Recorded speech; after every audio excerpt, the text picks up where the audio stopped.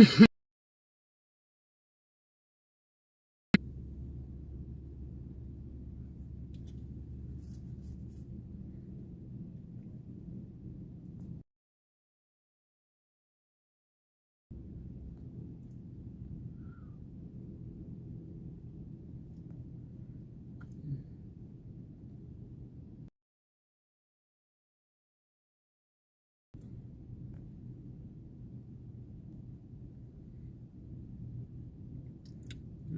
is 2.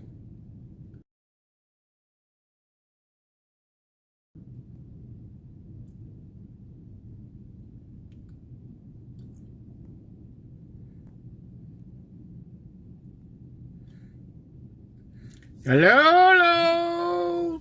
Let's all get ready to start talking. We gotta start talking, people. Come on, don't just sit there and make sure we hit the like button. Those things are free. Like and share and subscribe. Everything is all free. Don't cost you any money, man. We gotta get going. Come on, get things going today. 13 no's. Actually, but this time around, it has an even strong. I want to wait till we get somebody to start talking because I know you guys don't care. I do. This is a very important one here. All right, let's go here.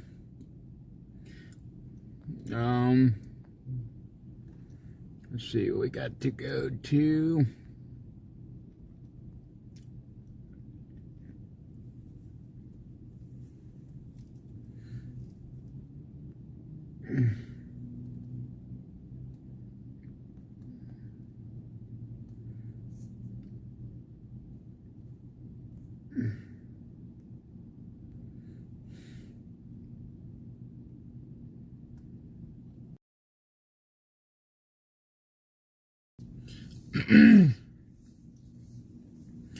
Come on, everybody, start talking. There's only 6 likes here, 80 all here. Come on, we gotta do better than that. You guys gotta learn how to have an actual conversation, man. Talk, you know. I mean, hopefully your bitch boy doesn't have too much control here, man. You guys are gotta be learning to have balls, man. If you have a pair.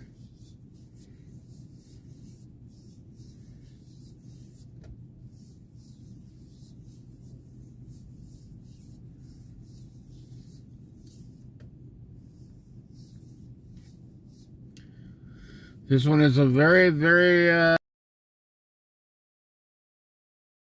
so.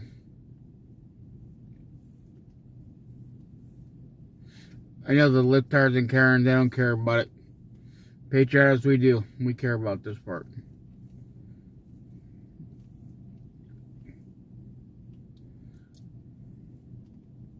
$14 here, and he only got 6 likes. You better hit the like more, people. Keep on going.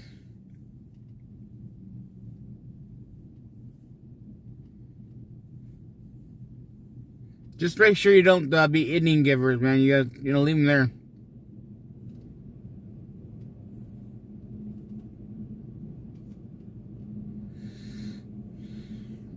Let's see, it's 10.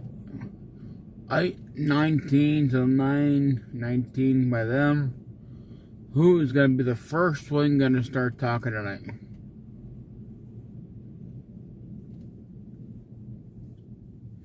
Is it going to be the Patriots or the libtards? The TDS libtards.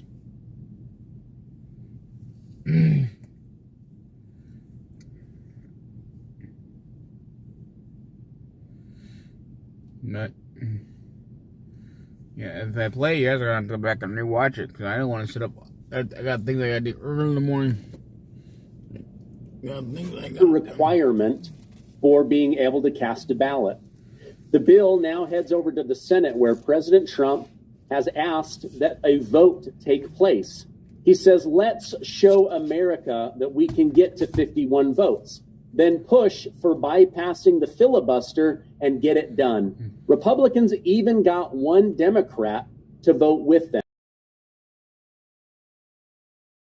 The man that Biden targeted and tried to jail for publicly saying 200,000 illegal immigrants invading America every month is hurting our country. Well, Trump then pardoned him, and now he has voted with Republicans to pass the SAVE Act. But that's not enough. Now you have Senator Adam Schiff, a Trump hater, going on national television saying, this is one of the worst things that could happen to America. Listen to what he had to say. What about the idea of voter ID, of photo ID being required to vote? Are you in favor of that? Can there be a compromise where Democrats and Republicans put forward photo ID as a requirement for voting? So, Jonathan, what you've just asked is essentially Republicans have created distrust in the elections by making claims of non-existent fraud in the elections. And shouldn't we use the distrust they've created in order to enact a voter suppression law, which is the SAVE Act, which would require people to have a birth certificate or passport, documents that millions of Americans don't have. Almost half the country doesn't have a passport, and I don't know where many millions of people would even find a birth certificate.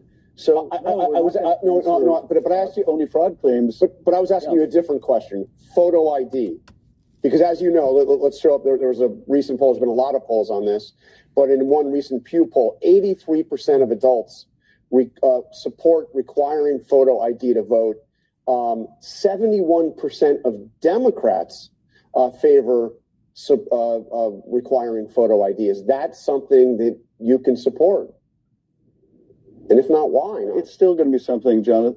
It's still going to be something that disenfranchises people that don't have the proper real ID, driver's license ID, that don't have the ID necessary to vote, even though they are citizens.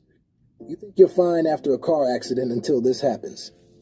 Most people don't realize that even accidents that seem minor can financially destroy you when are citizens. He says, I don't even know where millions of Americans would get a birth certificate. That's for a commercial. We have an entire area of the government called vital records for this exact reason. These Democrats, they will lie their butts off in order to make their people afraid that the big bad boogeyman Donald Trump is going to ruin America, when in fact it is the Democrats that have flooded our nation and allowed illegals to vote. And worse than that, they've allowed them to steal our money and live off of the American worker. But Congressman Tim Burchett, he's saying we must pass the SAVE Act, and he calls on members of the Senate to do it now. He says, if you don't, Democrats will win and America will lose. Let me show you what Congressman Burchett had to say.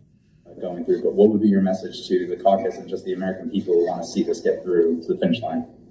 I would say get off your butts and promote it and let people know that you're for it and why. Because as President Trump told me last week, it really will save America. We lose the midterms and we'll lose the country.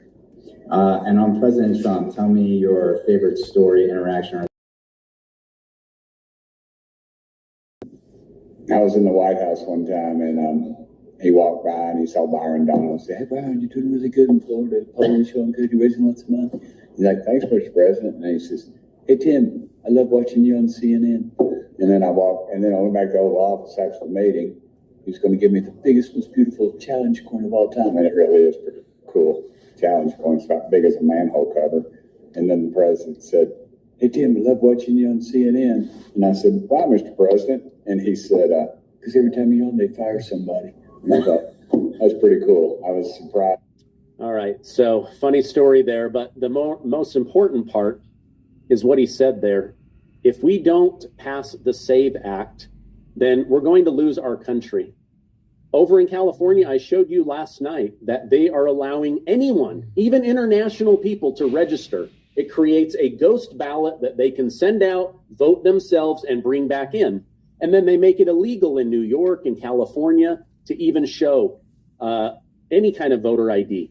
And you guys already know this, that the only areas of the country that Kamala Harris magically won were the states that don't require voter ID. So this is absolutely a big deal. Now, Attorney General Pam Bondi took attack after attack as she defended herself and the president during a congressional hearing. Over and over again, they spewed lies about her and about President Trump. But she was able to defend herself very well. Let me show you just a snippet of that from earlier today. First, he brought up the president saying they indicted me twice. They sure did. They tried to impeach him twice. And you,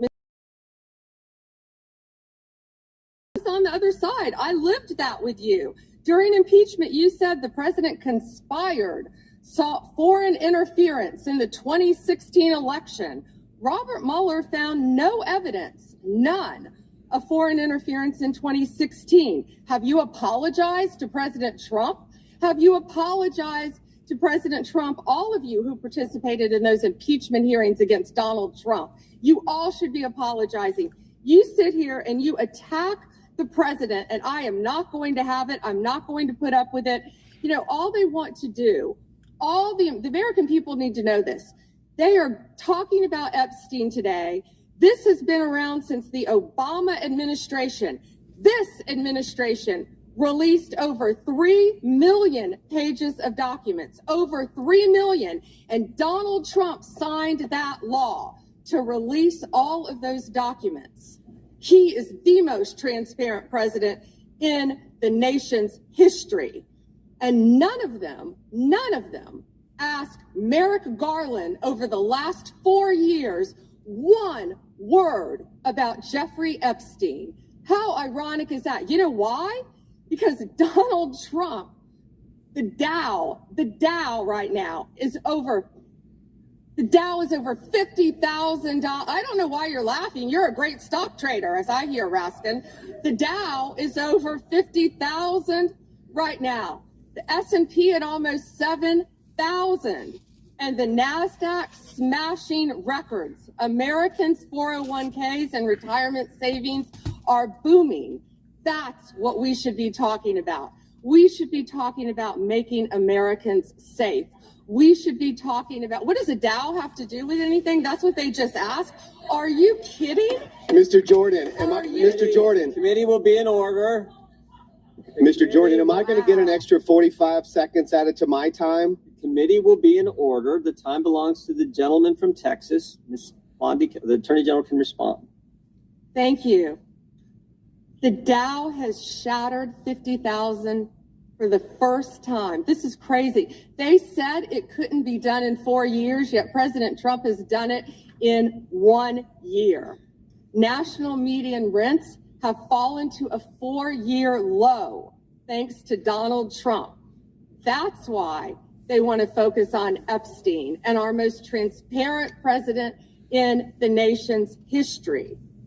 The murder rate, as I said, has plummeted to a 125-year low thanks to Donald Trump. An unprecedented 9 straight months. There were 0 illegal border crossings at the southern border. 0. That's what we should be focused on. All right, so she goes on, but she makes a really great point. And I want Epstein, I want all of this stuff brought out into the light. I want it exposed. This Wexner guy, if you're here in America, you deserve to have your name exposed, and then you can go on to defend yourself. But she makes a really great point. They keep bringing up Epstein every single time that President Trump does something right. Rents are down to their lowest in 4 years. Gas is down to its lowest in 5 years. Interest rates down to their lowest in 3 years. The cost of food, we would like that to come down more. But there's so many areas, mortgages can come down because of lower interest rates. So she's trying to say, listen, we're getting the Epstein stuff out. The president, he signed this, releasing 3 million documents. One of the documents that came out is that he was the whistleblower on Ghislaine Maxwell as well as on Jeffrey Epstein. Then you have Congressman Ted Lieu. He accused AG Pam Bondi of doing too little. Others scolded her for doing too much. When she started calling out the criminals that Newsom and Lieu are shielding in California, he started to lose his mind and actually accused her of lying under oath to distract from what she was saying. If you had any decency, you would resign right after this hearing concludes. The gentleman has expired. May I respond? Yeah, I don't know how you respond. No one can. I did not ask a question. You're allowed to. I did not ask a question. Crime in California. He does not want to talk about I did not ask a crime question. in his She state. can't just I did not ask a question. Meeting will be in order. The gentleman has yielded back his time. I think our next witness will be more than happy to let the Attorney General. Madam Attorney General, would you like to? Gentleman from Alabama is recognized for 5 minutes. You have a few minutes to respond. Thank you, Congressman. This is what Congressman Liu didn't want to talk about. He didn't want to talk about all the crime that is happening in his state. California refuses to honor detainees because of its dangerous sanctuary. California has released 4,561 criminal illegal aliens onto its street. The crimes of these aliens include 31 homicides, 661 assaults, 574 burglaries, 184 robberies, 1,489 dangerous drug offenses, 379 weapons offenses, and 234 sexual predator offenses. That's why they are deflecting. That's why they're trying to talk about the Epstein files. That's currently happening in his home state. All right. And as I told you guys just a couple of days ago, they are literally trying to hide 33,000 illegal criminals and put them back on the street so that Trump and Pam Bondi and the FBI can't release those people. So again, more information is coming out about Jeffrey Epstein. I want everything to come out. Nobody gets to hide from this. And again, whether you're Steve Bannon or you're Frank Lutnick or somebody, you're going to have to defend yourself. You're going to have to say, listen, I did business with this guy, or we were in the same. The DOJ, the FBI, they need to release everything. And in fact, one of the things they released is actually pretty disturbing. On the very day that the FBI opened a pedophile trafficking charge investigation against Epstein, he went out and bought 330 gallons of sulfuric acid and had them shipped to Epstein Island. Now, I want to ask you, why on earth would Jeffrey Epstein need 330 gallons of an acid that can literally destroy anything? What was he trying to hide? He probably hid lots of stuff that we're never going to see. I mean, this is the kind of stuff that they literally disappear bodies in. Computers, hard drives, videotapes, this stuff will eat through everything. So 330 gallons of that's just absolutely unbelievable to me. All right, let's take a quick break for today's sponsor, and then I've got some other big stories for you. There's nobody talking about these hidden performance experiments in the U.S. military. Just listen to what. This is why Gary Brecka often explains the body doesn't use NAD directly. It relies on precursors like NMN. NAD, it's actually... Attorney General Pam Bondi. And again, I want all the names to come out. Anybody in this guy's circle of influence, we need to look into. Yes. He's disgusting. He's an evil trafficker. He did horrible things. However, I did want to share some good news from the DOJ and the FBI. While we get to the bottom of Epstein, we still need people to go after these modern perverts. And Pam Bondi shared exactly what they've been doing. And I found it to be really interesting. I think you will as well. The Department of Justice is committed to holding criminals accountable to the fullest extent of the law. In 2025, the FBI arrested over 1,700 child predators, a 10% increase from 2024. We also located 2,700 victims of child exploitation and shut down 3.8 million dark web pedophile accounts. 3.8 million. So please, if you have information to share that needs to be investigated, contact the FBI. All right. Now, again, I just want to share this because, again, I want to get to the bottom of what is going on. But can we please celebrate that they just arrested 1,700 other people like Jeffrey Epstein?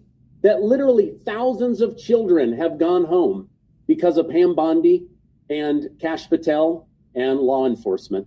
This is huge. Again, I'm not being held accountable, but come on, 1,700 pedos were taken off the streets. I think that that's a really big deal. All right, now, when a Democrat runs for office and they tell you what they're going to do, you should believe them.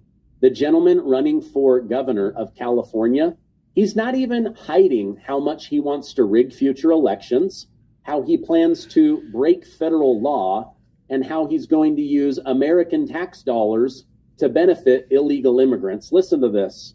And when I am governor, I will restore universal health care for all, including undocumented immigrants in the state of California, because we know that health care is a right. We will abolish ICE. We will create a pathway to citizenship. And right now I have legislation that puts a tax on any single company in California that does business with ICE and ICE detention centers. All right, so we're going to go after ICE. We're going to give super expensive health care for free to illegals on taxpayer money. I mean, this guy goes on and on about how he's going to break the law. It's just very, very disturbing to me. All right, the last story is the EU has accused the United States of trying to break up NATO after it was leaked that President Trump is considering bringing home a large portion of the men and women serving over in Europe. There's no major war going on right now, so why not bring them home? U.S. officials are making clear that Washington is not trying to dismantle NATO, but the era of Europe permanently riding under an American security umbrella is ending. Pentagon strategist Elbridge Colby and U.S. Ambassador to NATO, Matthew Whitaker, are warning allies that major U.S. capabilities in Europe may be downsized and that Europeans must assume primary responsibility for their own country. Whitaker compared NATO to parenting. When kids are young, they depend on you, but eventually you want them to grow up and get a job. The United States still loves its allies, but we expect you to grow up, pay your fair share, and build your own military. This push aligns with President Trump's long-standing demand that NATO partners boost defense spending and stop relying so much on the American taxpayer to foot the bill. Also, I know there's a war going on between Ukraine and Russia, but it really has very little to do with us, and nobody really believes that Vladimir Putin wants to invade Germany. It's not going to happen. So President Trump will be making a final decision on whether to bring soldiers home from Germany and Finland and all over different parts of Europe. Let me know in the comments, do you agree or disagree with that?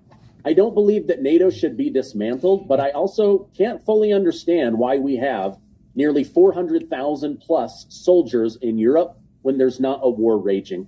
All right, if you found value in this video, please give it a like, hit that subscribe button, and I will see you on the next video. Today we have teamed up with Hershey's to bring some real happiness to the people who matter most. Just a little way to say thank you. That's a lot of happy. It was always you guys who showed up every single day.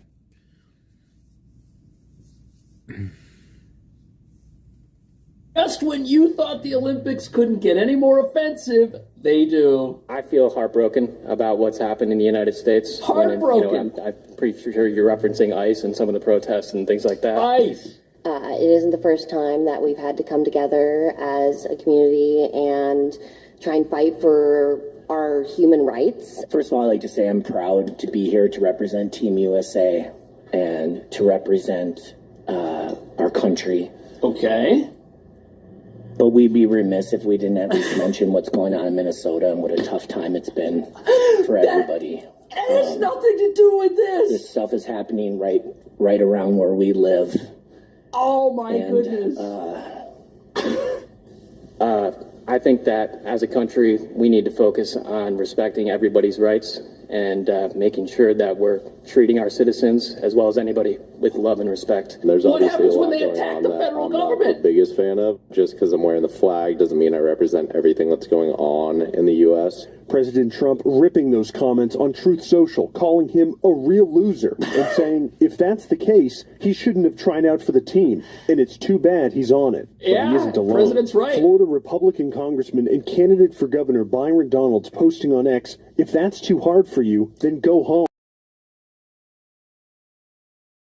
Stripped of his ability to rep the USA, and YouTuber and boxer Jake Paul, pictured here at the games alongside Vice President J.D. Vance, pulling no punches. Well, I don't know if we can speak about them monolithically, but Team USA is obviously feeling the pressure and the scrutiny of the being sort of symbols rather than of Trump. Do you hear that? We have a constitution. Oh, you're going and to tell us? It allows us to freedom of the press and freedom of speech. It does. Protects us from unreasonable searches and seizures. Okay. And keep going. Makes it that we have to, have probable cause to be pulled over. So what? No, that's not happening? What's happening in Minnesota is wrong. There's no shades of gray. Without evidence. It's clear. As if deporting people here illegally is some travesty for America. I really love what's been happening there now. This guy couldn't be more depressed to be wearing Team USA. But put your seatbelt on, there's more. Trying to make a video before I go to bed to get my thoughts out. Please do. The other day I posted a photo with Why would you post this photo? Ice, and why would you post this photo? That photo has since gone everywhere. It's been shared all over the place.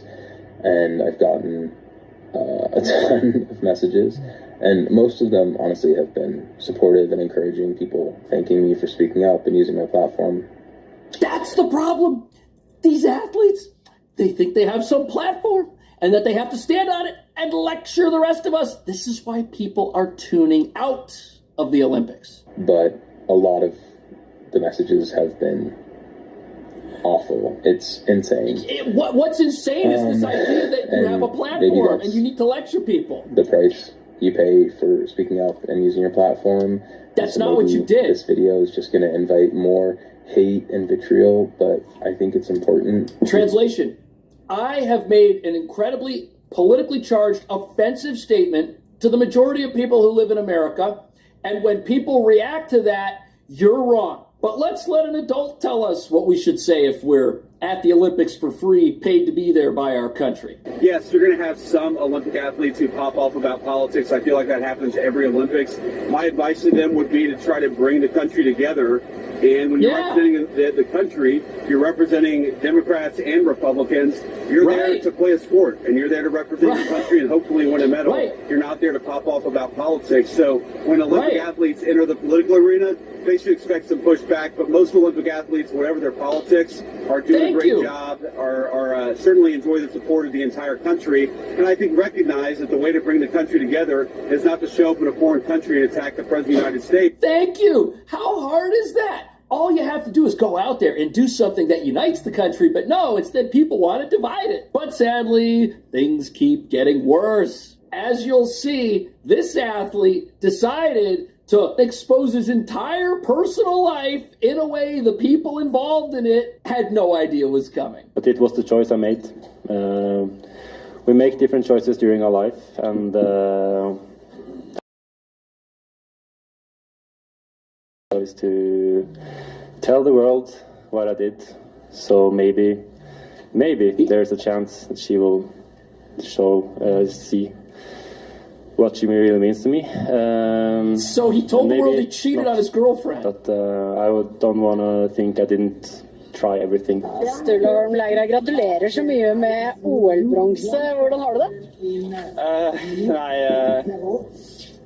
Det er stort. Det er min første OL-medalje. Og jeg vil takke alle som har hjulpet meg på veien. Smørerne for en kjempegod skidag, og hele familien som har backa meg. Og så er det en jeg ville dele det her med, som kanskje ikke ser på i dag. For et halvt år siden møtte jeg mitt livs kjærlighet. Verdens vakreste, fineste person.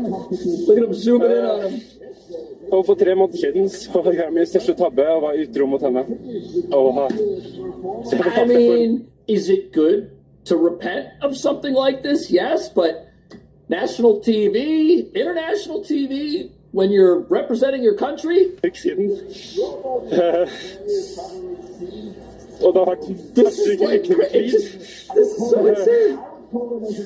Så jeg hadde gullmedalje i livet. I can't take much more of these athletes. But the media is upset too about the Olympics. Just not for the reasons you might think. The media's super concerned. Too many of them white folks are preventing Europe's rising diversity from being reflected in their Olympics. Our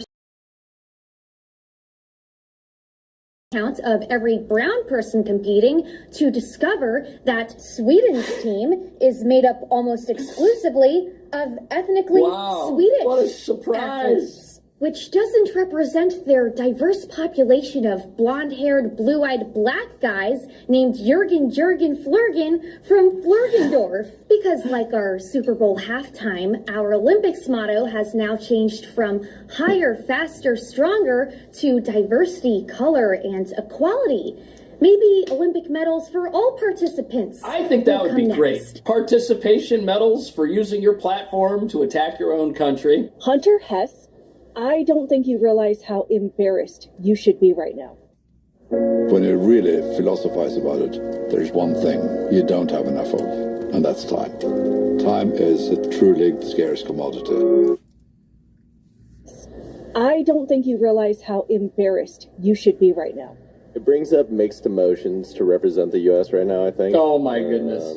It's a little hard. He hasn't there's obviously disowned these statements. I'm not the biggest fan of, and I think a lot of people aren't. If it aligns with my moral values, I feel like I'm representing it. Just because I'm wearing the flag doesn't mean I represent everything that's going on. But you do represent all of us, no matter what we believe. Yeah, I just kind of want to do it for my friends and my family. And the people I only represent the people that believe that I to go around agree and with. talk to some of the people that are from other countries. You're embarrassed to be representing the United States of America. They'll trade. Because they're deporting people that are here illegally. Please record their facial expressions when they look at you in utter disbelief because of how insane that sounds. There's literally nobody at the Olympics who's there and is proud to represent their country that is going to understand how athletes from America who are paid to be there by America could put on a uniform with their own country's flag on it and then hate on the place. This is literally a uniquely progressive American value being espoused here. Of countries on that list looking at you and understand how privileged you are, even if you don't see it, because you can speak out against what your government is doing These with people no think they're repercussions, victims. which is not a right that a lot of these people have.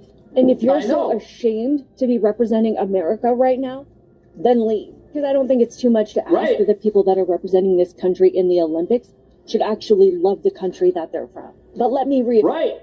And that's the problem. These people don't love the country that they're from. They hate the country that they're from. They see the president and they say, that's not my president. But just before we continue, you may have seen the conversations online lately about how censorship is back.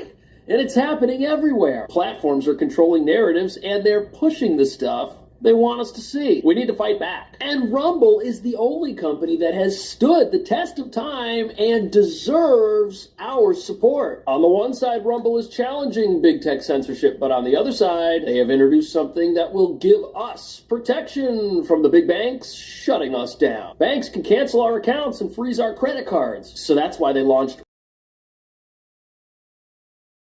Reporters can use to instantly tip creators like myself without any middleman taking a cut. With Rumble Wallet, you control your money. not a bank, not a government, not a tech company, not even Rumble can touch it. It's yours, only yours, yours to protect your future and your family. You can buy and save digital assets like Bitcoin and Tether Gold in one place. Tether Gold is real gold on the blockchain with real ownership of physical gold bars. It's not only a wallet to buy and save, but it also allows you to support your favorite creators by easily tipping them with the click of a button. There will be no fees when you tip my channel or others. We actually receive the tip instantly, unlike other platforms where we have to wait for payouts. You can support my show and others by clicking the tip button on my Rumble channel. That's wallet.rumble.com. Download Rumble Wallet today, open an account, and step away from the big banks. For good, wallet.rumble.com or search Rumble Wallet in your app store. And I know that this curler right here is from Minnesota, but he didn't have to say any of this. With people coming out, showing the love, the compassion, integrity, and this guy is respect miserable for others that they don't know and helping them out. Miserable person. And we love Minnesota for that. Minnesota's not a good place, dude. Sanctuary state. And I want to make it clear that we are out here. We love our country. We're playing for No, the you're US. not. We're playing for Team Then USA. don't criticize what the country voted for. And we're playing for each other. And we're playing for our family and our friends that sacrificed so much to get here What today. about the federal agents who sacrifice their own personal safety every day on the streets of Minnesota to keep the country safe? You playing for them? This is what an athlete should say. To represent my country, and as well as being an athlete for my country, it definitely brings a different meaning and a different caliber. I feel like there's so few people that do both at the same time, and I'm honored to have this opportunity to represent both. I'm thankful of, being an airman and representing my country in that aspect and, putting on for the Air Force and my Air Force community, as well as being, an athlete and for my family and my support back at home. So it definitely, ties it together and brings more meaning in how much more I have to give. And it just makes me truly excited to, have both communities really push. Okay, she's honored. She's thankful. She's excited. I didn't hear any of that from this last group of people. They're not honored. They're not excited. It's like these athletes have no idea that people who compete at the Olympics are allowed to be proud of where they're from. So when you crossed the finish line and looked up and saw that Olympic record #1, what were you thinking? All I saw was the green, because if you're in the green, you skate faster than the #1, and I was in the last pair. So I was like, I couldn't believe it. I still can't believe it. So I'm just so grateful for my whole team around me. I'm so grateful for my family, my fiance, my friends. Everyone was here to support me. Why isn't she criticizing anyone? How much pressure I had from the whole world, but also myself. And I'm just so grateful that I did it and just very proud of myself. This is a great opportunity to attack America. Your family. I mean, you were extremely emotional. Yeah. Jake and your family was extremely emotional. Yeah. Her fiance's American. It's just the best day of my life. I think it seriously is. It's like a full circle moment. Oh, commercial. So a normal person who goes to the Olympics is just happy to be there. They're even happier when they win a medal. Jake Paul is at the Olympics. Why isn't he criticizing America? Oh, he's just watching sports. He's not there to attack our country. Fascinating. He's just there to watch his sports and watch his fiance win a gold medal. Look, as divisive as even somebody like Jake Paul can be, how can you not get behind the idea of sports? It's literally the most uniting thing out there. That's why the Olympics exist. Oh, look at this. They can't even get the medals right. Here's the ribbon. Here's the little piece that is supposed to go in the ribbon to hold it in the middle. The medals are falling apart. And yeah, it came apart. Wonder what country made Some them. Olympians are celebrating their wins with broken medals. Broken medals. It's real.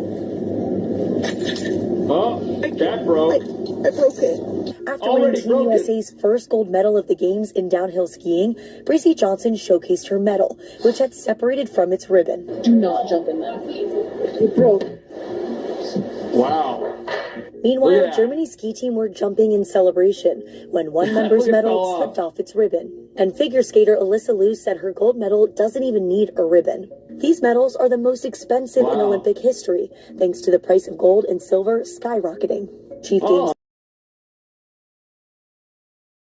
into the problem. But it's not just the medals that are broken. The whole environment around the Olympics has been broken before they even started. And maybe the reason these American athletes are so outraged and so ready to hate on our country, they thought they were walking into worldwide condemnation of America, something that they already obviously agreed with. Fireworks against tear gas. These Italian protesters clash with police before being engulfed in clouds of gas. Why are there tense demonstrations in the streets of Milan came after thousands of people had gathered in much calmer protest against the Milan Cortina Winter Olympics. Oh, yes. Today we are on the streets to protest against the Olympic Games, another large-scale project that they want to present as an opportunity for all citizens and students, when in reality it is nothing more than financial speculation and overbuilding. Look at the flags in the background. You know what kind of protesters these are. You know what kind of message we got here. We got this universal rebellion attitude that takes place in America against the federal government. It's taken place here on the streets of Italy. First of all, it's awful. Secondly, they really struggle to separate out sports and politics. Like, politics have so permeated and ruined everything that people cannot take a step back. And I'm talking just about the material here. We can talk about the spiritual in a minute. Take a step back and say, you know what? I might not like what that particular administration is doing, or I may not like what's going on in the Middle East right now, but I'm gonna support these people showing up to represent their country, and I'm not going to make this political. Instead, they have to make everything political. It's why we can't have nice things, and I feel like it's insane that this sort of thing would even happen. I wouldn't dream. It's because the people who wound up on the U.S. Olympic team came there with a victim mentality. They showed up thinking that the U.S. government is their oppressor and is their enemy, and that this is their chance to empathize with oppressed people all around the world, some of whom are in countries right now where they've got athletes at the Olympics representing despotic regimes. They think this is their chance to empathize with people who are really oppressed and become the greatest victims in the world. That's really what this is. It is the victimhood Olympics. Protests against President Trump's immigration crackdown went international this weekend as demonstrations spread to Milan during the Winter Olympic Games. In Italy, hundreds of people marching, chanting, and holding signs. It looks like Minnesota. U.S. ICE agents who were there in Italy being assigned to help with security. Political controversy is also catching up to Team USA, with some athletes facing backlash for their comments at the Games. That backlash includes some harsh words from President Trump. They're feeling as well that the politics might be intruding a bit on their experience. But they're bringing up the only member of Team USA to sound off. His teammate Chris Lillis also responding to ICE's enforcement actions. I feel heartbroken about what's happened in the United States. This is so ridiculous. We need to focus on respecting everybody's rights and making sure that we're treating our citizens as well as anybody with love and respect. Can't make this stuff up, man. U.S. figure skater Amber Glenn. It isn't the first time that we've had to come together as a community and try and fight for victimhood. Our human rights. Of course, there are things that I disagree with, but as a community, we are strong and we support each other, and brighter days are ahead of us. This isn't the first time American athletes have decided to make a statement at the Games. In 1968, Stop it right there. Out of all the ideas that could be brought up for you to go to the Olympics and represent your country and accomplish something, why is this what people have? It's, again, it goes back to the idea that these Americans who are college educated, living in 2026 America with iPhones and computers and the internet and plenty of food and a free trip to Italy to be in the Olympics, are somehow the most oppressed people on the entire planet. That's what these people really think. What do you think? I'll see you in the next video. Are you still there, Jericho? Government is banning these $29 adaptive glasses next month. And this is your last shot to get the original military-grade version. There's a new...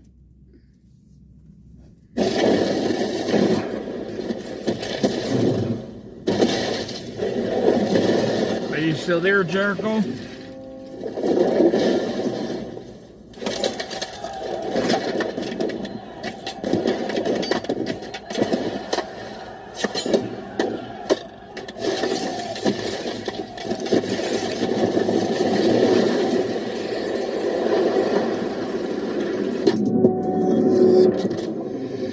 Spenny, it is absolutely doomsday for election thieves in Georgia for the 2020 election. The FBI has now released its affidavit that they used as a predicate to raid the election center in the state of Georgia, and it is absolutely and totally devastating. Lib's worst nightmare, observing that at least one file with dates modified in 2024, along with others modified prior to January 11th, 2024. So what they're saying here is that the election officials went into the files and they changed them. They changed the ballots. Whether they miscounted ballots, they uploaded images of ballots that didn't exist. They were short by 17,000 ballots on the official tally. This is completely and totally devastating. Let's read. Last month's FBI agents executed a search warrant in Union City, Georgia, making sharp escalation in scrutiny surrounding Fulton County's handling of the 2020 election. The FBI has now reportedly substantiated major irregularities in vote counting from Fulton County, Georgia during the 2020 election and is investigating whether those errors were deliberate violations of federal law. The affidavit filed by FBI Special Agent Ryan Hughes Evans last month, which was unsealed today, lays out 5 categories of confirmed election fraud, mishandling of ballots, raising questions, simmering for over 5 years since Trump and his allies raised questions about the Georgia election. Let's read. According to a report from Just the News, Evans filed the affidavit last month to establish probable cause on the raid, and we've talked about this, to get a judge to say you have probable cause, to get a judge to say, yes, a criminal activity occurred here is a massive, massive thing in Georgia. I mean, again, this wasn't just a search warrant. This wasn't a subpoena. This was a kick the door in and grab everything you can. We think there's a crime that was committed here. So this is now, we're seeing the underlying predicate for that crime. Seized 700 boxes of ballots from an Atlanta area storage warehouse. The investigation stemmed from a referral by Kurt Olson, President Trump's election integrity czar. Evans interviewed roughly a dozen unnamed witnesses about the allegations in the Georgia race, where Joe Biden edged out Trump by less than 12,000 votes in the official result. Some of those allegations have been disproven, while some of those allegations have been substantiated, including some through the admission of Fulton County, Evans wrote. The warrant application is part of the FBI's criminal investigation of improprieties and intentional acts, criminal laws. Fulton County admitted it lacked scanned images of 500,000 ballots counted during the initial count and 500,000 ballots tallied during the state's recount. What? So they don't have the actual ballots themselves. County officials have confirmed that during the recount, some ballots were scanned multiple times. Ballot images obtained through public records request show identical markings appearing in duplicated images. During the risk-limiting audit, hand counters reported vote totals and batches didn't match the actual votes inside of their batches. According to the affidavit, State Performance Review Board Secretary of State investigation confirmed inaccurate batch tallies. So now those ballots are owned by the FBI, and they'll make the final determination, along with the fake ballots. And we've been told by Rudy Giuliani, for instance, that there was a ballot printing operation on site. Play that clip in just a second. There were a matter of pristine ballots. Auditors assessing the risk report, counting supposed ballots that have never been creased or folded, would be required the ballot mailed to the voter and returned sealed. They said that they were perfect black dots, only votes for Joe Biden, 99% breaking for Joe Biden in these style of like perfect pristine ballots that were clearly just printed on a printing press on site. The timeline adds another wrinkle. On the deadline to report the election results, Fulton County initially declared a total of 511,000 ballots, 17,000 fewer than the original count. But the next day, that number had jumped to 527,000 ballots, more than Joe Biden's margin of victory. So they can't even get their ballot number right. If these deficiencies were the result of intentional action, it would be a violation of federal law regardless. Many of the claims made in the affidavits were previously vetted by the Georgia State Election Board through litigation. Trump and his lawyers at the time lost their cases to the judges, but now they are looking into the actual ballots themselves. So this would be the first time that there was an actual independent review of the ballots. Nobody's ever seen the ballots. For years, officials insisted the 2020 process was sound, dismissing conspiracy theories. What remains unclear is if the problems resulted from incompetence or if they were malicious. Look at this. They're changing the files. They're literally changing the data, including last year. Last year, they started changing data, probably assuming that Trump was going to win, right? There it is, folks, the state of Georgia. 2 addresses were used for 9,000 votes cast in the most secure election in history in 2020. 2 addresses, 9,000 votes for these addresses. Jeez. There were many duplicate ballots in Georgia during the 2020 election. People were showing this, how the ballots were absolutely perfectly duplicate, including the way that they were, the bubbles were filled in. You can see it. You've seen, obviously, these ballots, and you can find that the markings perfectly match up ballot to ballot to ballot. And this is something that AI obviously can determine, right? There you go. Yep, that's it. Perfect, perfect. And President Trump talking about the 2020 election fraud, nationalized voting. We have states that are so crooked.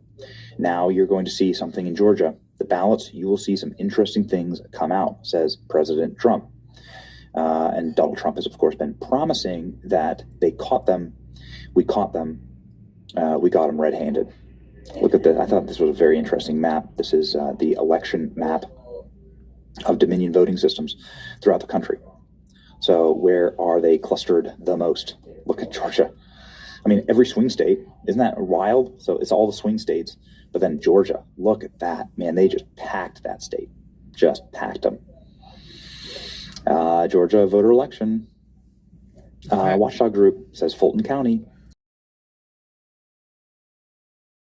No ballots. Entire state will flip to Trump. What happens afterwards here? I don't know exactly. Here it is, Fulton County, full affidavit. It's smoking. And the person who's been retained by the feds is one of the best election lawyers in the world, Clay Partic. He worked in cybersecurity field. Reviewed data related to election questions and voting machines. He's a special government employee, temporary office of the executive branch, to review this specific election. The dam is about to burst on election fraud in Georgia. I've said all along, Georgia is the domino that will be the first to fall, and it is not the last. It's happening. It's happening. It's going to happen, man. Pretty soon, every single fake news outlet will be looking for diversionary stories as we uncover all of the election fraud, says Carrie Lake. And of course, if it isn't voter fraud, trying to clean the house and be a full-time mom. Even the SAVAC got passed too, Jericho. My phone. Always my phone. Voter fraud. What is it exactly? I love this. Why they keep doing this? I don't get this here. This graphic's amazing. This is the Biden election. Where the hell did these 20 million votes come from? Where do they come from? I don't care if people are like upset with Trump or whatever. Like, where do they come from? Biden election. Why are you doing this here? I'm sorry. Biden Obama election, Hillary Clinton election, Kamala Harris election, a perfect through line to the number of Democrat votes, about 65 million. And then Joe Biden up here with 82 million. Where the hell did that come from? FBI has substantiated irregularities in Georgia 2020 vote counts, probing if they were intentional. Here it is, ladies and gentlemen. Rudy Giuliani telling me that they had ballot printing operation on site right here in a, remember, Rudy was representing the president in all this. He got arrested for it. Proven right. Here we are. Would you give us the evidence? I mean, would you elucidate for us? There's a factory that was printing ballots? That's an allegation. Okay. We've never able to prove that. That's an allegation we have from 4 or 5 witnesses. And we wanted to get a warrant. And we never got them. But do I believe that one is one I probably believe is true. And I also believe that the ballots are phony because if they weren't phony, they would have turned them over to us on day one. They wouldn't have fought 20 battles to keep in front of us. They wouldn't have thrown our expert out when he showed up there with a machine that scared the hell out of me. It was a machine that would tell you if the same stationery was used. There was one stationery that was approved as a ballot. This machine could take all the ballots, put them through, and it could spit out the ones that were different stationery. And some of the reasonable people in Georgia agreed to that. And we were all set to do it. In the morning that Pulitzer showed up, the guy who was going to do it, they had the state police there. I think the governor said.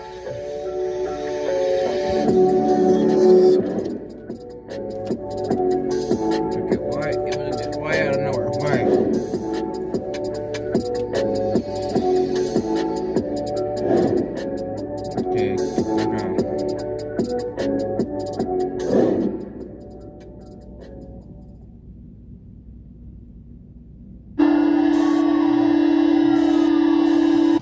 what happens when the fourth turning meets fifth generation warfare.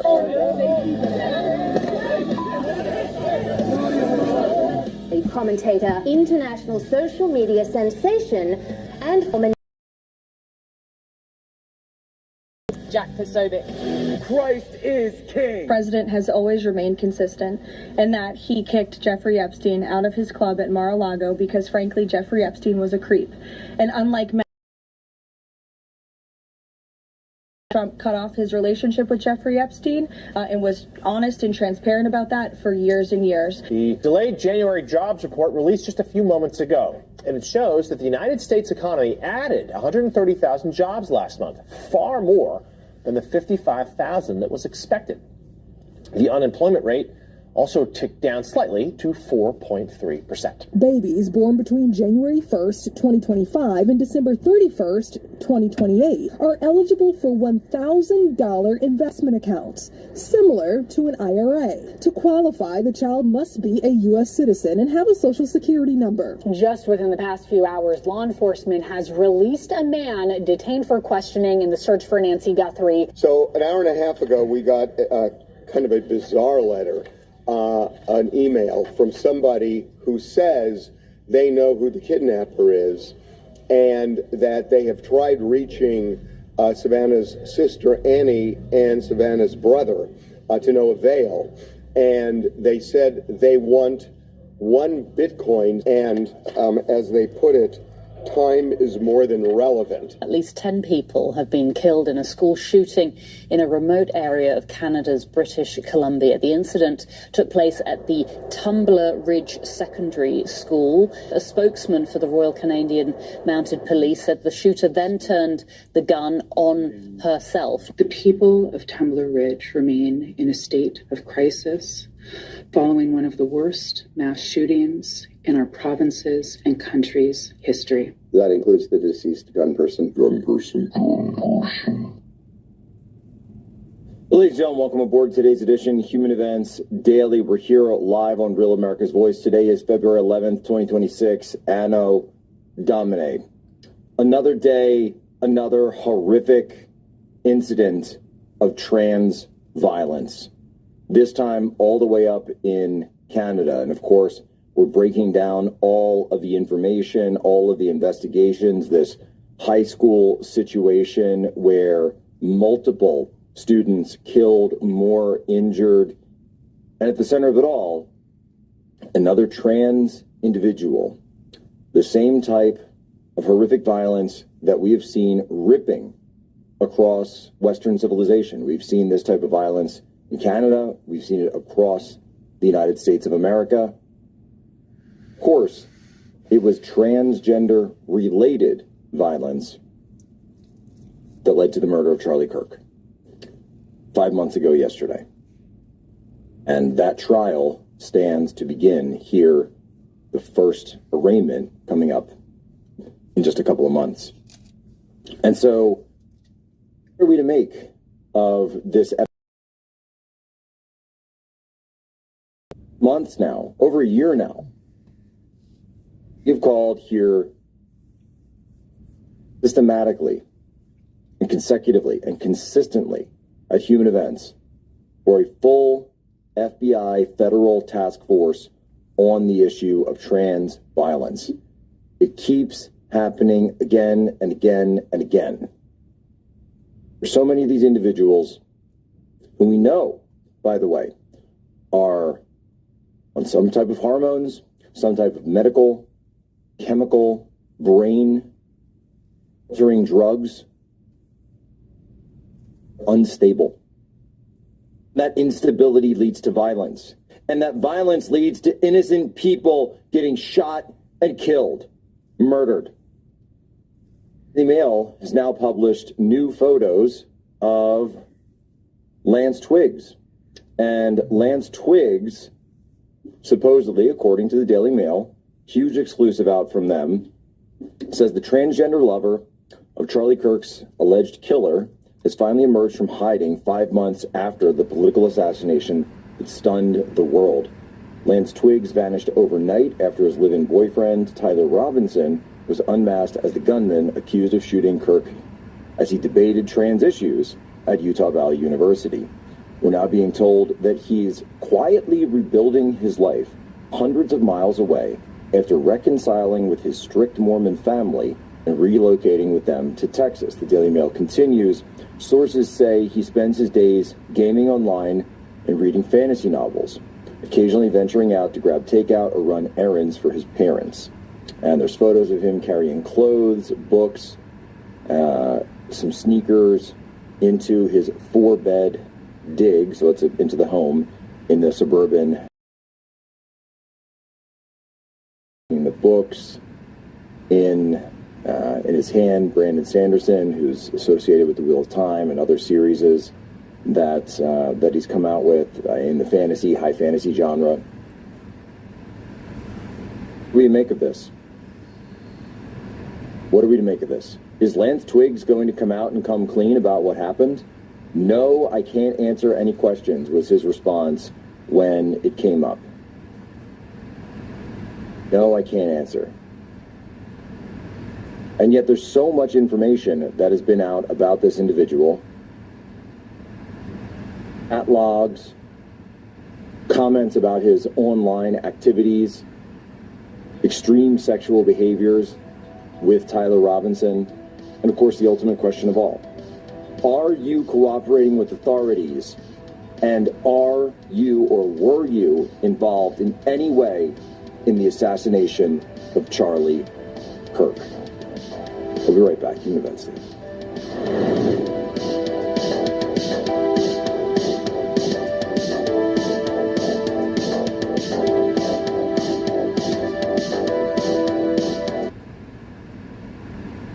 Laura Fine passed dozens of laws to stop health insurance company ripoffs.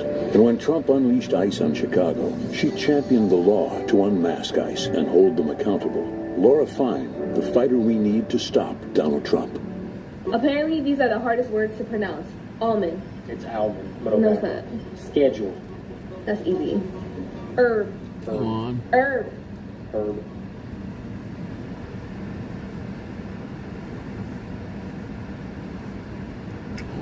You are not going to believe what the Return to Nature funeral home was doing to save money. My boyfriend's grandmother, I think, was cremated or supposedly cremated there too. No, he was doing weird stuff with the bodies. They thought it was a dead animal in the field.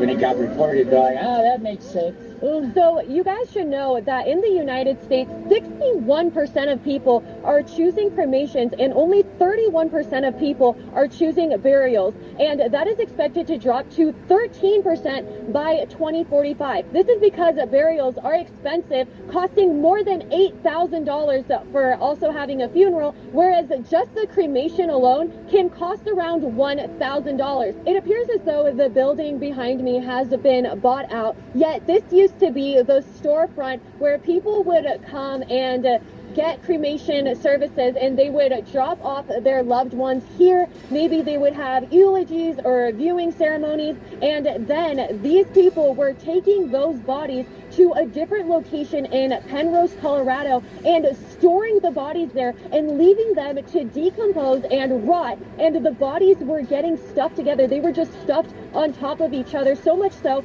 that detectives were not able to determine what their age was or what their gender was, and they had to use their DNA to figure out who these people were. And it left these customers feeling super traumatized. Of course, this funeral home was giving people concrete, making them think that it was their loved one's ashes, but in reality, they were pocketing all of the money, and they are also being charged with misappropriating COVID funds and fraud and money laundering. So they got a loan of $900,000, and that was supposed to be used to help them cremate the community's loved ones, and instead they were stuffing them in a building in Penrose. And we are going to head there. Make sure you guys are subscribed to my channel. This is very devastating, and I want to bring light of this so that we can continue to respect the people who have passed away. I was just wondering if you heard about the Return to Nature funeral home?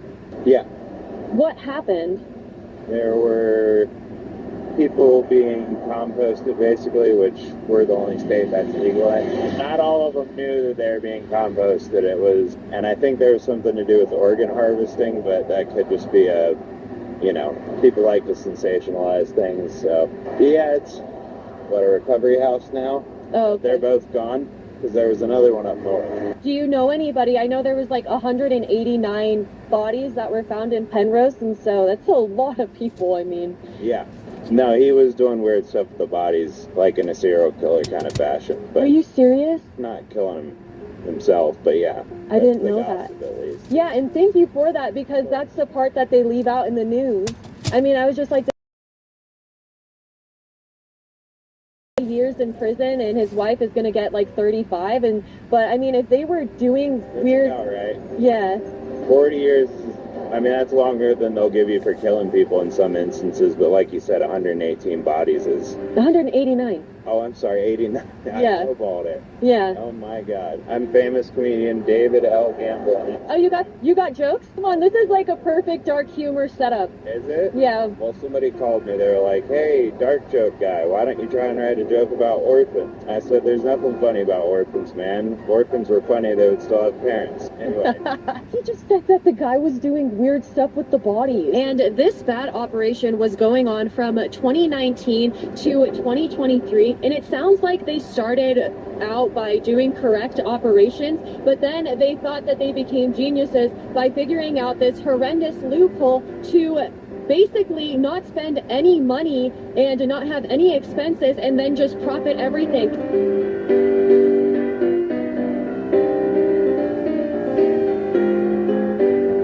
I just went from Colorado Springs here to Penrose, Colorado, where we passed by a lot of land right to this spot where they had stashed 189 bodies. And the reason why they got caught was because the businesses next to it, or the homes, had such a foul odor in the air that they reported it and they came and investigated. And in 2020, he was actually worried that they were going to get caught. He sent a message to his wife saying that my number one focus is keeping us out of jail. And he also sent her another text message giving her options, saying that they could build a new machine ASAP, whatever kind of machine that would be, B, dig a big hole and use lye, or C, dig a small hill and make a big fire, or D, I go to prison, which will probably happen. As you guys can see, this property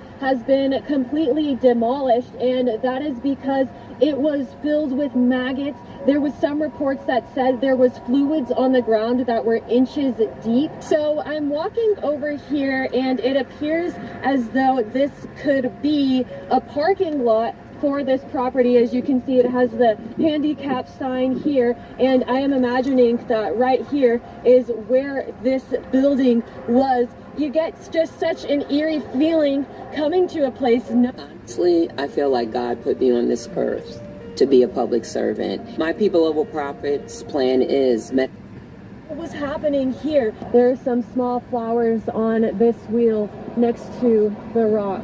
John and Carrie Holford were caught in 2023 for this dehumanizing crime, and this is resurfaced in the news because John was just sentenced to 40 years in prison, and Carrie is still waiting for her sentencing, which is going to be somewhere around 35 years. So Carrie is John's fourth wife, and John actually is a generational funeral person. I guess he was in the family business of it, and yet he has a long history of not paying other companies back for their services in cremations or burials. He has also lied about the person they were burying and buried the wrong person for families that were grieving. And also he failed to pay $120,000 in rent, and then he basically just fled. Sounds like he fled to Colorado. But back in Oklahoma, this guy John ran for city councilman in the early 2000s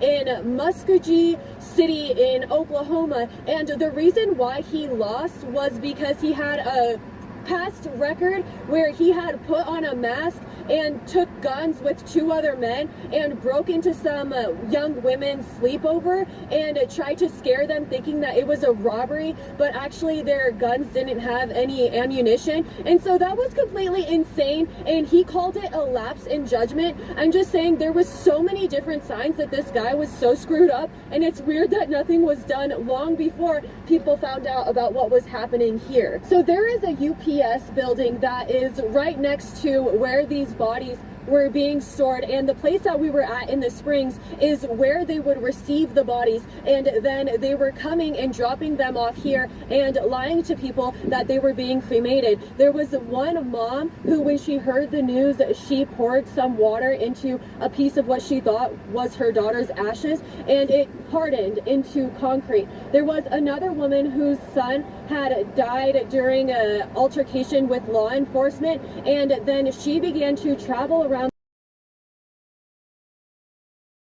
she thought, talking about police brutality, and meanwhile she had just been carrying around what could have been animal remains or cement, and one of the parents said that it felt like losing their child all over again. And there was around 30 bodies that were not able to be identified because of how horrible the conditions were here. Here is a sign that says no public use of this dumpster. So this was a man that was worried that he was going to get caught.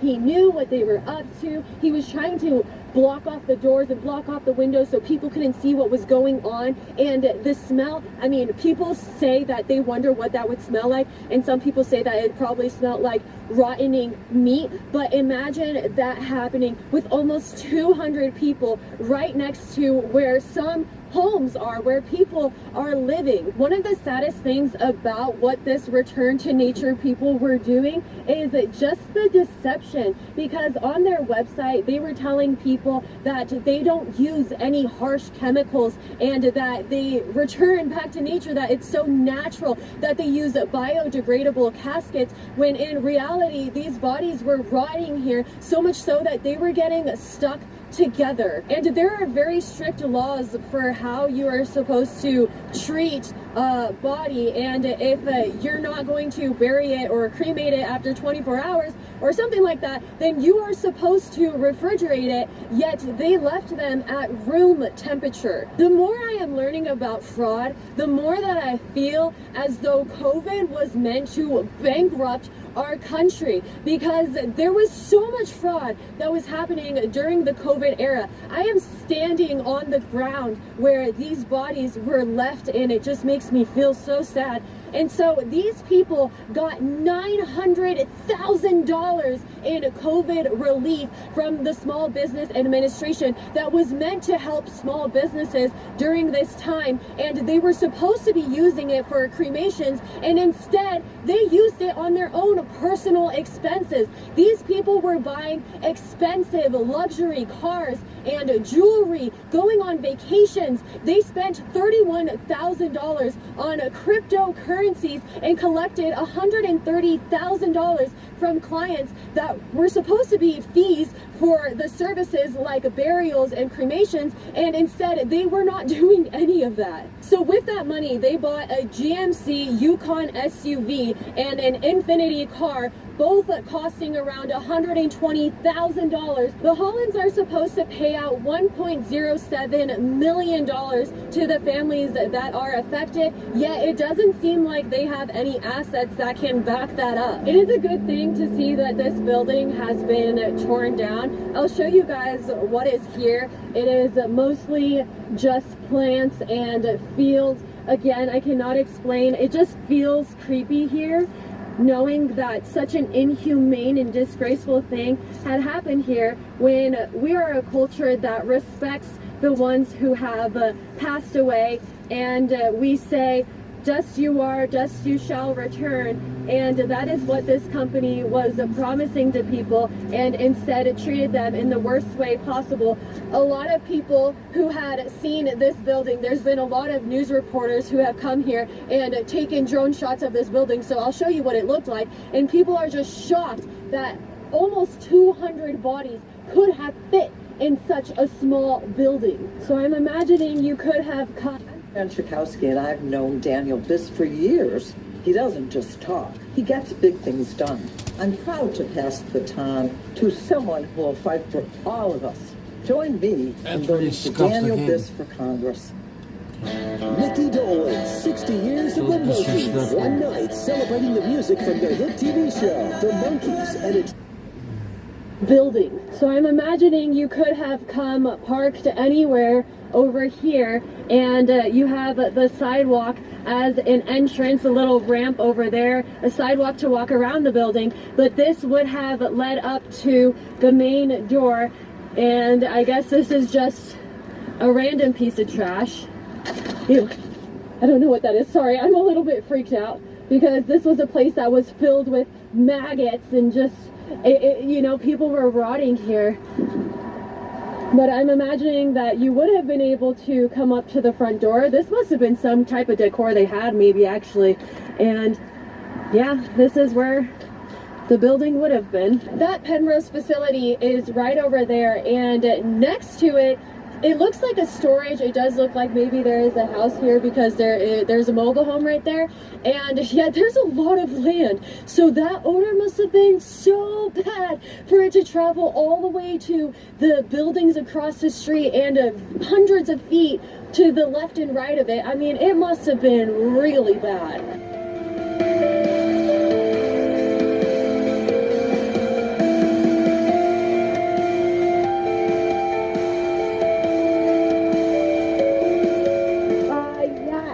I heard there was a bunch of bodies over there that they kept in like the facility. They didn't return them, give them ashes, or just kept them. I might not be the best one, but if you go to any house around here or go to the Dollar General, anybody will tell you. Oh, at the Dollar General? Yeah, but anybody will tell you. It's pretty bad. I don't know how nobody smelled it, considering it was right there, but my boyfriend's grandmother, I think, was cremated or supposedly cremated there too. So. I'm sorry. Did you ever smell anything, like being here?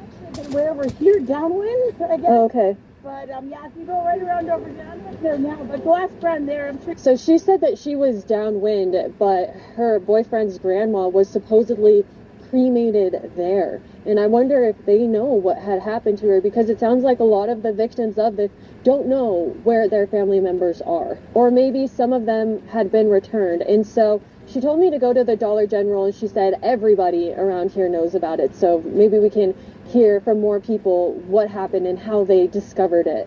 That happened around? I don't know nothing about it. Just what they found paper. Yeah. I heard you got 10, 40 years. How did you find out about it? Me? Yeah. Did you work here when that whole thing happened with the funeral home around? No, I was at Clark Street when that happened. Yeah. Oh, okay. Because I was wondering how they got caught, like how the neighborhood found out about it. The smell, I heard. Yeah. I just could smell it in here. He said that the smell was so bad that they could smell it inside of the Dollar General. So like some of the people that you worked with probably were here during that time. Yeah. The lady who was who I used to work with, she was here when it happened, and yeah, but she's not here tonight. They didn't know what it was. They thought it was a dead animal in the field. Oh, okay. Yep. And then, like when it got reported, they're like, that makes sense. Ugh. You have to drive down this road and make a turn all the way far over there. The building is not close by. Almost 200 people is not just a few. And I don't know why it gives me just kind of such a creepy feeling every time I see containers or warehouses. I'm thinking, what is in those? I am at a place that is right across the street from where that incident happened, at the Coyote's Coffee Den. So let's see what they sell. Let's see if there's anybody to talk to in this place. Pretty interesting. Look at this door.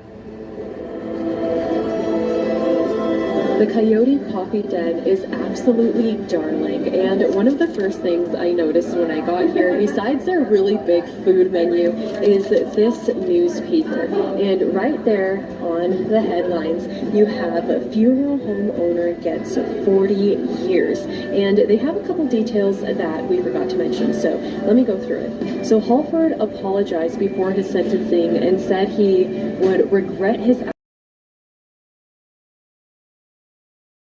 Eric Bentley, they had recurring nightmares about decomposing flesh and maggots since learning about what happened to their loved ones. They called the defendant, John Halford, a monster and vile, and had urged the judge to give him the maximum sentence of 50 years. Then it continues on to page 4, and it talks about the COVID fraud. One woman said, "I'm the daughter whose mother was treated like yesterday's trash and dumped in a site left to rot with hundreds of others.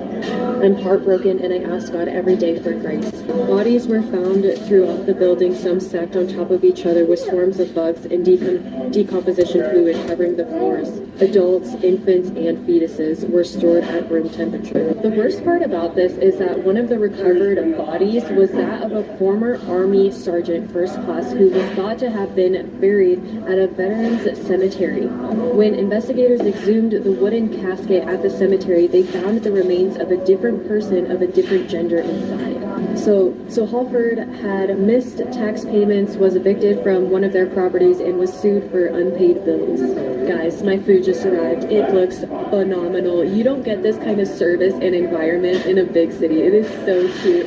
And down the street, we saw a sign that said, "We are Charlie Kirk." It was super cute. Later down on this newspaper, they share Epstein's ties to victims in Colorado and his frequent trips to Aspen, Colorado. It says that this entire thing was done simply out of greed. They spent the money on the $31,000 of cryptocurrency, like I told you guys, luxury items from stores like Gucci and Tiffany & Company, and laser body sculpting. It is really so sad, and honestly, it makes me remember that we are on this earth for a short time, and we're all going to pass away, and we don't know when that is going to happen. So we want to make sure that we have our souls in the right place with God before that happens. Make sure you guys are subscribed. I'll see you soon. Walking alone at night? Feel unsafe? Watch this. Meet the Vlime Triple Shock, the compact self-defense tool packing a massive 28 million volts of stopping power. Instant reaction at the press of a button. Discreet and easy to carry in your bag or pocket. Neutralizes threats of any size in seconds. Legal in all 50 states. When every second counts, Triple Shock puts you in control fast, no matter who's coming at you. As a father, I want my daughter to feel confident and safe when she's out of her home. That's why I got her this. Now this has 60 million volts of shock power, so you know it's the real deal. So if you have a loved one who you want to feel safe and secure, the Triple Shock is the way to go. Bonus today only. Order now and get free gifts. Feel confident. Stay protected. Own your safety. Get yours now before they sell out.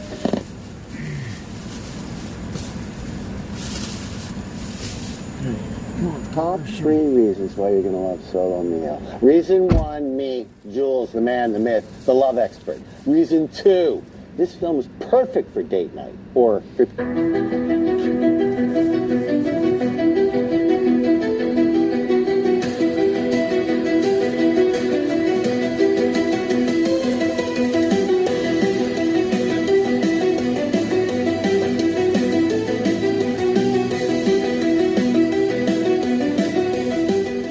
What's up, guys? It's Ben A. Check this out. A drone has been shot down over American airspace, actually over an airport, which is horrifically dangerous. These drones could easily take down airplanes, and we've been hearing about the drone threat for a very long time. I personally believe this is exactly why they moved Donald Trump's inauguration indoors, was because of the threat of drone swarms and drone attacks. But a single drone flown into the engine of an airplane could down the plane, and you'd have hundreds, if not thousands, of deaths, depending on where the plane landed. So they shot down a drone, closed all airspace here. Let's read. The Trump administration has taken down a drone tied to a Mexican cartel that flew into U.S. airspace. Ooh, boy. Okay. Either it's a false flag, right? And they're just trying to start a war with the cartels, which, fine by me. I don't want terrorists on our borders either. Either way, very, very dangerous. The cartel's clearly at war with Americans anyway, but this is going to escalate that. The incursion forced the FAA to shut down all of the El Paso airspace. This is huge because El Paso has a monster Air Force base. Huge Air Force base. Multiples. El Paso has a massive presence of U.S. military and U.S. military planes. Hours later, the agency lifted the ban, saying that they had shot down the threat. There was no ongoing threat to commercial travel, but there is, of course, a massive threat to commercial travel when you're flying drones around. Again, one drone flown into the engine of a commercial aircraft could kill thousands. Mexican cartel drones breached U.S. airspace. The Department of Defense took action, disabled the drones, the White House said. According to two sources familiar with the situation, the shutdown was part of a U.S. military operation targeting the drug cartels. Specifics of the operation remain unclear, though Trump administration has repeatedly emphasized the intent to crack down on cartel activity. Is this a attack on America? Yeah, this is like a great question. You know, listen, like if you viewed 9/11 and the using of commercial aircraft as weapons, if you are to crash those commercial aircraft, I mean, I flew on a giant commercial aircraft this morning. If you are to crash the commercial air, you'll ground the entire nation. You'll grind the economy to a halt. I mean, you're talking like tanking the stock market. If you were to start taking down commercial airplanes, no matter where they land, even if they land in a field. But let's say like you're a terrorist and you take down a commercial airplane and it lands in a building, right? We've all seen what what happens then, right? What if it lands a school? Way if planes start falling out of the sky because of weaponized drones, as we have seen in the war zone in Ukraine or war zones across the world. Have you seen what these drone swarms can do? Now you can take out entire armies. Have you seen the drone swarms that are just like there for show in China, where there's 50,000 drones in the sky at one time, all doing synchronization and building full architectures in the sky? So imagine what each one of those could do with a bomb. And you launch those, and by the way, the Chinese are building up massive amounts of space around U.S. military bases to launch drones. I don't know, man. I don't know, bro. It has to be illegal. They have to make it illegal is what they have to do. So here we go. Rudy Roldioff, former space systems commander in the U.S. military, told the Daily Mail, a source reported that Fort Bliss started drone operations into Mexico with jammers. The FAA location was overly cautious. This system has a pretty low overhead. The airport manager can put out a notice. Doesn't have much oversight. Speed and safety. Okay, so are they saying that we jammed one of their drones? So here you go. You can see Briggs Army Airfield, El Paso International Airport, and obviously El Paso. Not too far from Mexico, like super close actually to Mexico, right there. And this is like pure cartel territory, right there.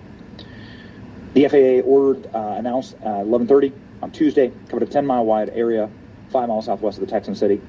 El Paso Airport describes itself as a gateway to West Texas, southern New Mexico, northern Mexico, Southwest United American Delta. All operate flights. Hundreds of flights were grounded. Pilots who failed to follow the restrictions were threatened with questioning or detained by law enforcement. Goodness. Last time the U.S. airspace was shut down like this was 9/11. Whoa. That's what I said. This is how they could commit. This is how they could do next-gen terrorism on the country. I'm not trying to scare you into not flying or anything, but I'm trying to say, like, do we have proper technology to track an enemy drone? No, we don't. Right? Like that. Like, no, it's just not. It's not at scale around the country. FAA temporarily closed New Orleans following Hurricane Katrina, storm damage. Unlike previous restrictions, El Paso closure blocked all flights over the city and into the city, including police and medical helicopters. Really? It's a move rarely U.S. aviation. So are they saying that they jammed one of the drones and then the drone just kept flying? So are they saying these cartels are flying drones in Mexico, they jammed one, and then a drone just kept moving because they lost control of it? Maybe. El Paso International Airport handles 4 million travelers a year. Major airlines obviously were affected, along with the U.S. Army base in Fort Bliss. It's just 3 miles away. Massive base. Nothing more important than safety of our customers. Of course, all the airlines comply. Let's go ahead and see what people are saying about this. The drone airspace around El Paso for security reasons, grounding all flights. Security and staff caught off guard. FAA has abruptly closed everything. You can sort of see here. Looks like they were tracking this drone, a cartel drone. Air traffic controllers and pilots in shock. Planes turned around. The airport was given no notice. Okay. Mexican cartel breaching airspace. I mean, of course, you can see here exactly how close Mexico is. It is like a split city, effectively. El Paso is like a split city. You know, it's like two cities. One side is American, one side is Mexican. Minor, this is major. They found something in El Paso and the surrounding area that is a legitimate threat. Absolutely legitimate threat. The initial reports was they were going to close down the airspace for 10 days. Sounds like drones were discombobulated. Got it. Okay. Here's the Secretary of Transportation, which of course oversees the FAA. The FAA acted swiftly to address a cartel drone incursion. Threats have been neutralized. No danger to commercial travel in the region. Restrictions have been lifting, so they're trying to chill everyone out. Department of War took action and disabled the drones. They shot the hell out of the sky. FAA and Department of War determined there's no threat to commercial travel, but that the drones were at a commercial space closure for cartel drones. The crashed UFO in New Mexico has been collected. Uh-oh. Is it UFO? I think it's a UFO. Here we go. The El Paso radar tracking encompassed a very specific area of New Mexico that's very near NASA's White Sands test facility. The official story is that is a counter-drone operation involving some brand new laser shoot-down technology was used. My UFO radar is going off, so of course White Sands. Let this small device sit in your home to generate clean, free energy and never worry about power bill. Used. My UFO radar is going off, so of course White Sands, very, very famous. That's where they made the atomic bomb, of course. So it's been used as a secret military base ever since. They open it up once a year for people to come visit the site of the atomic bomb drop. Security reasons, that's right. Yeah. So they're claiming it's a Mexican cartel. There is no threat anymore. Cool. They're claiming it is a cartel drone. We'll see. Obviously, Trump has announced a war on Mexican cartels, but still, many are claiming maybe this was actually a UFO or something else from the great beyond. Unexpected airport. This is the final and most up-to-date report here. The unexpected airspace closure stemmed from disagreement over drone-related tech tests. Sources said the Pentagon had undertaken extensive planning on U.S. military tech near Fort Bliss. Two sources identified technology high-energy lasers. They're shooting the discombobulator down the drone, right? Earlier this week, tech was used to shoot down what appeared to be a foreign drone. Flying material turned out to be a party balloon, sources said. One balloon was shot down. FAA administrator said it was close to the airspace. So was it a balloon or was it a drone? I mean, you can have those balloons, like kind of look metallic, like a birthday balloon. Anyway, Bedford told officials the airspace restrictions would be in place to ensure safety. So they shoot down a drone or they shoot down a balloon? I don't know. But apparently they used our directed energy weapons to shoot it down. There you go. Another directed energy story. We'll track it. We'll keep up with it. Like, share, and subscribe for the latest news. See you.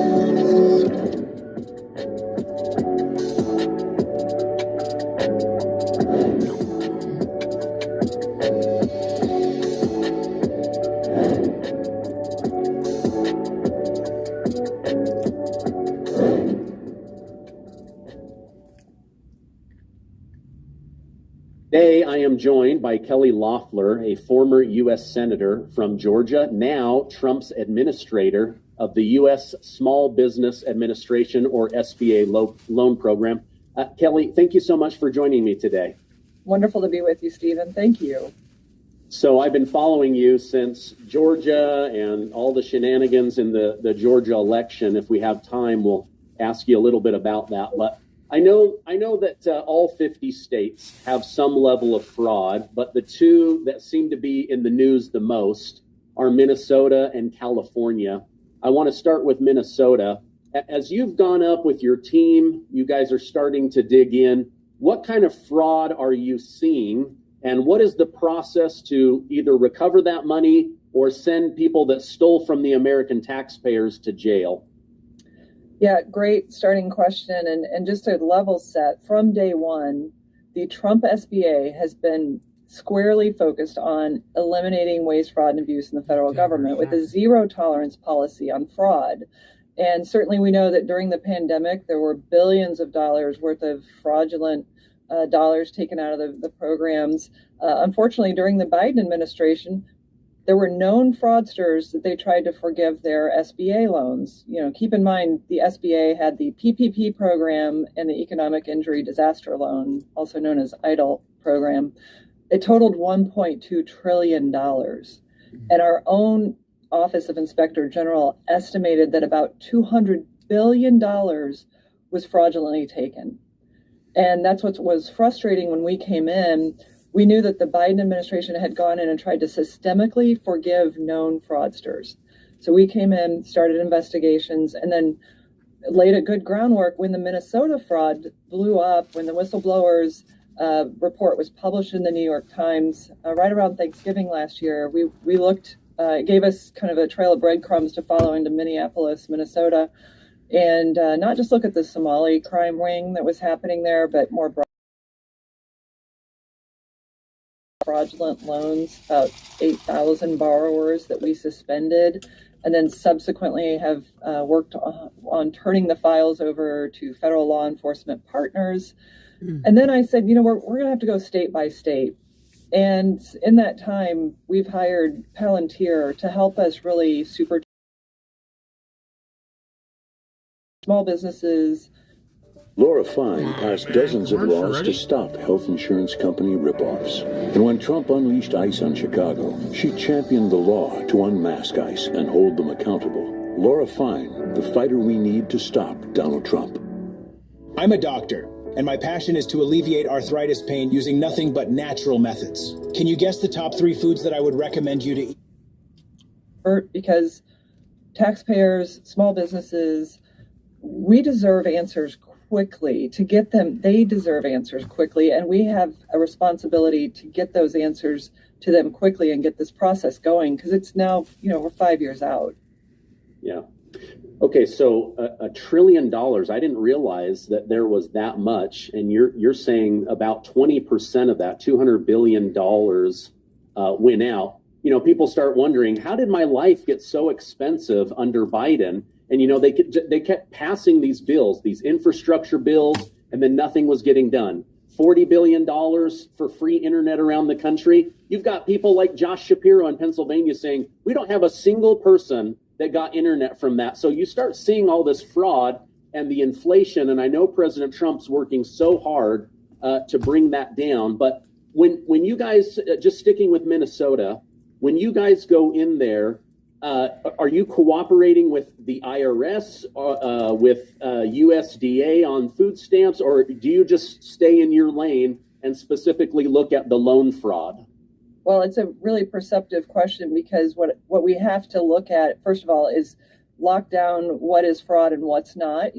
There can be things that are gray areas, and we want to make sure we're getting the facts, packaging up those cases, getting them over to the DOJ.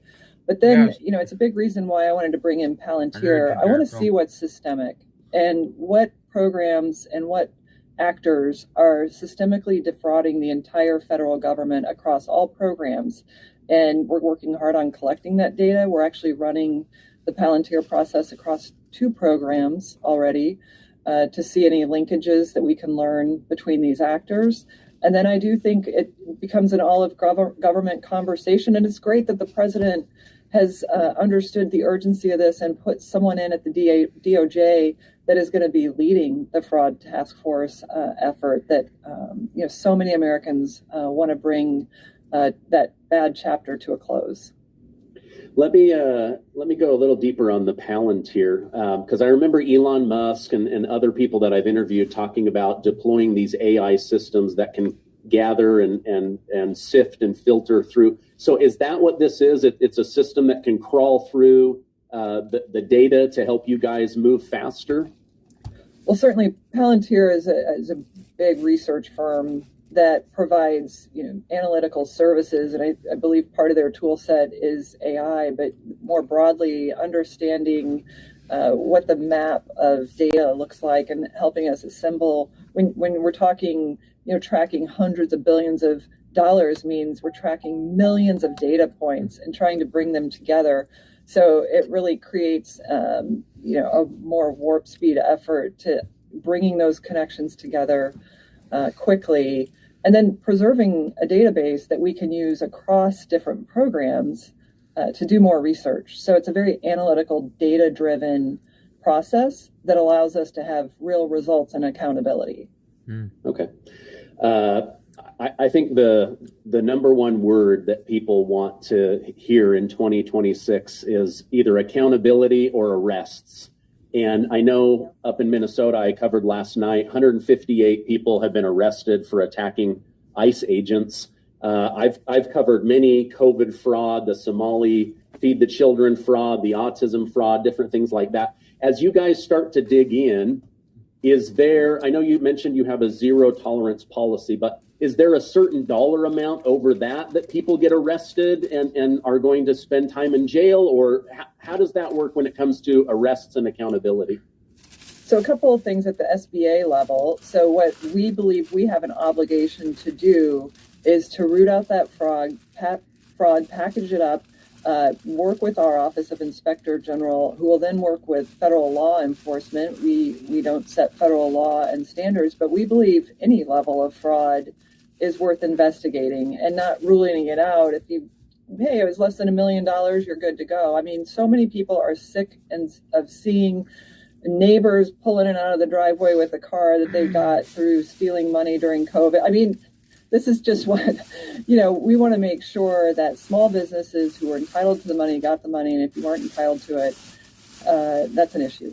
So that's what our focus is in working with federal law enforcement, be it FBI, DOJ. So we're going to do what we can within the agency, but we're not necessarily the enforcement arm of the government outside the OIG.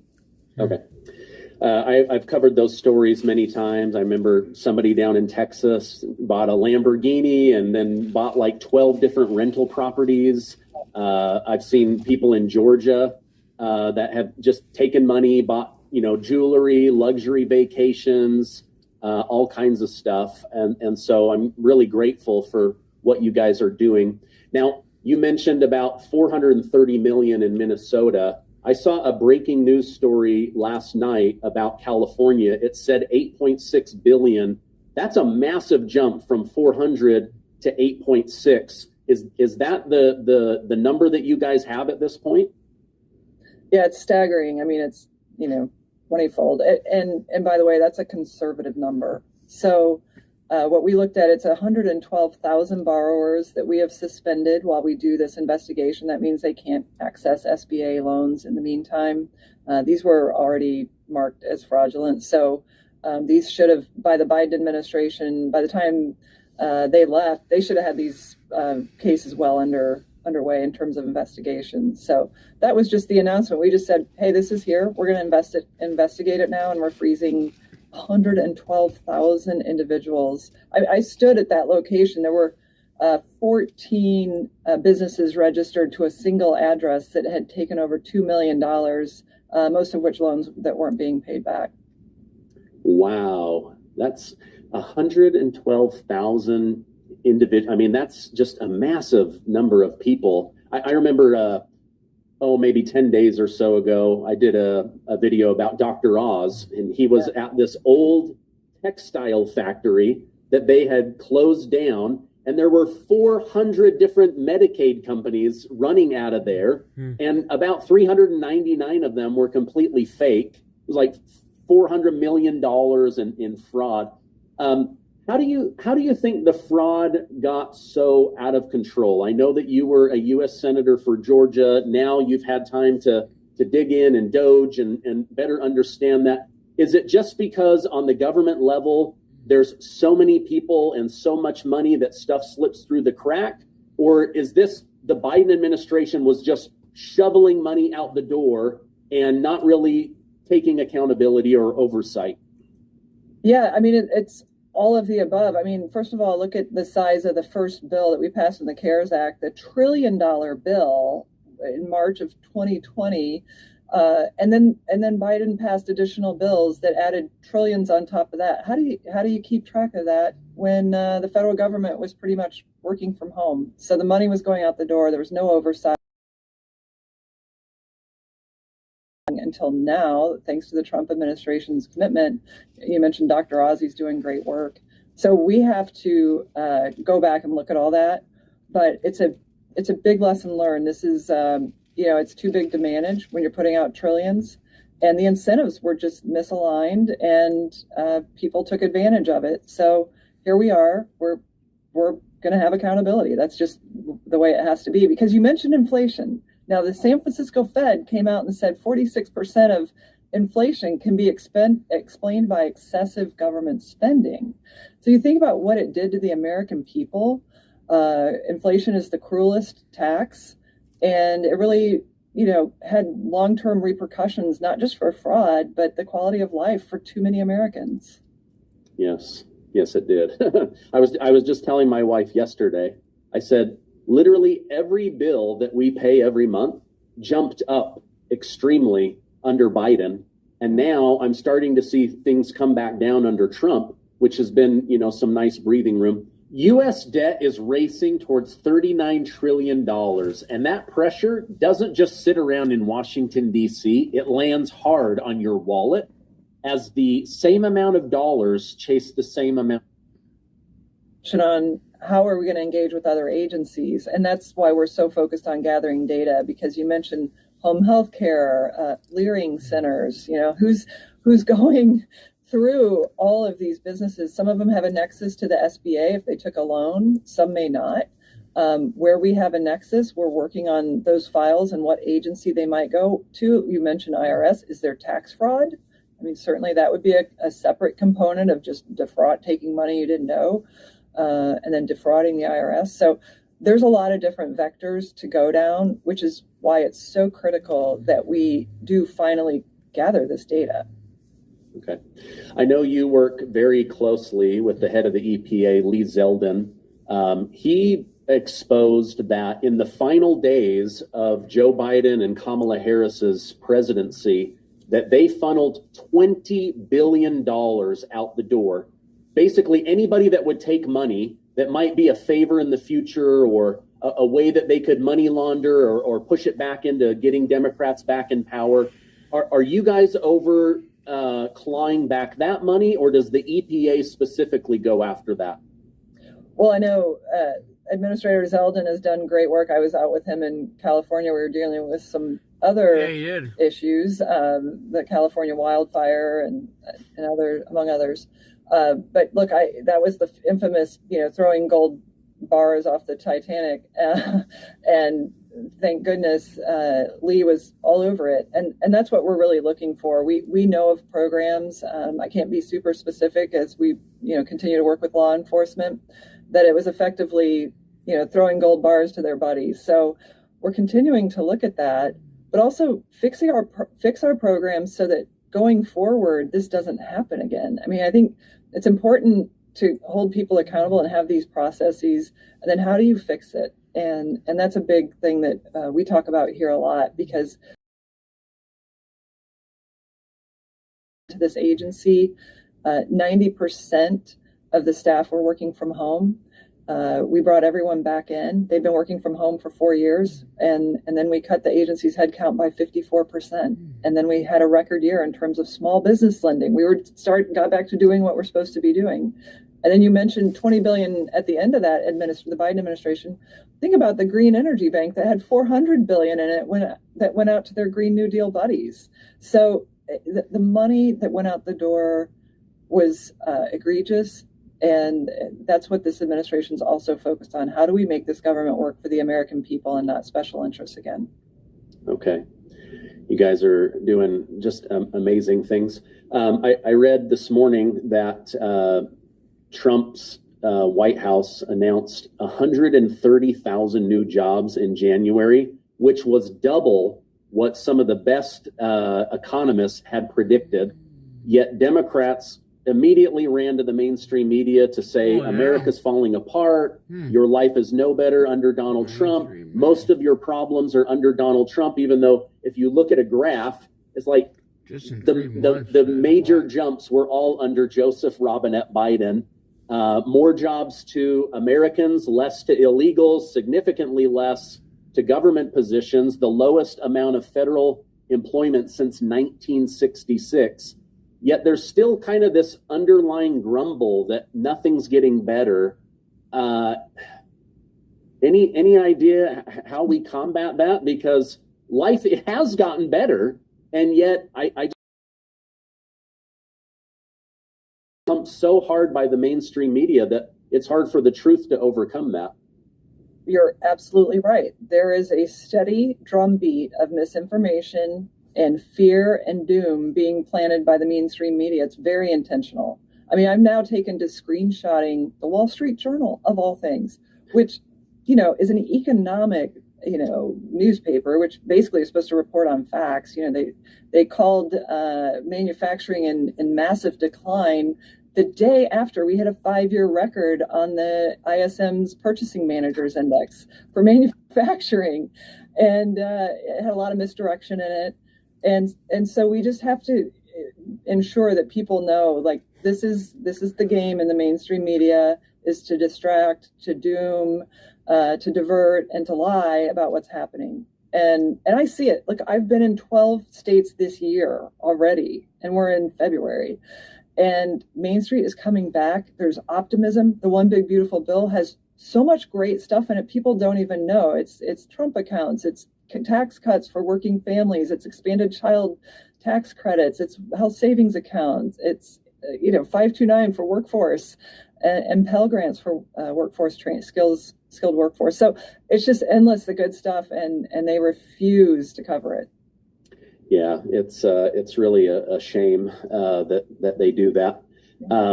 There's a lot of good going on. A lot of the Big Beautiful Bill, we're like right at the beginning of it, and my hope is that people will start to recognize and feel that before the midterm elections. But I mean, I read just this morning, the average American household is going to keep an additional $11,000 in their pocket because of the Trump tax cut. So hopefully we will see that. I know you have a hard out. Thank you so much for what you did as a senator, what you're now doing as Trump's administrator over the SBA. Keep going. We want to see that accountability. We want those arrests. I'm happy to blast it off the airwaves all day long because it just makes me so happy. But thank you so much for coming on. We'll have you on again in the future.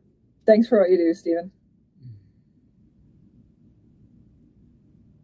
You think you're fine after a car accident until this happens. Most people don't realize that even accidents that seem minor can financially destroy you when the real costs hit weeks later. We are at a critical time where Republicans need to have the courage to push forward the SAVE Act to save America, to make sure that our elections are free and fair, that we never get overrun with 20 million illegal immigrants infiltrating our jobs, taking our money, taking over the Black community, taking over every aspect of our life. To help me go through this and more, I have Vince Ellison. Vince, thank you for joining me. It's my pleasure, Stephen. Thanks for having me.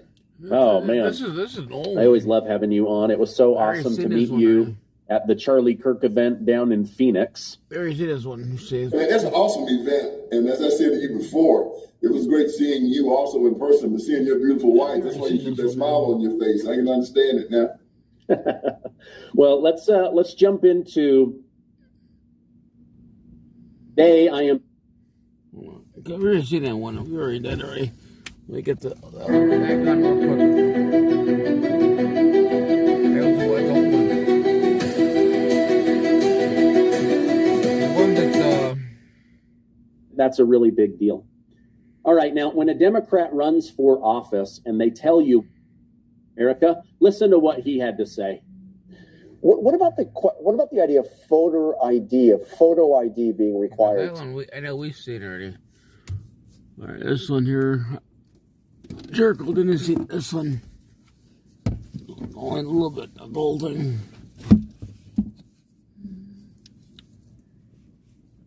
I don't care. Vote.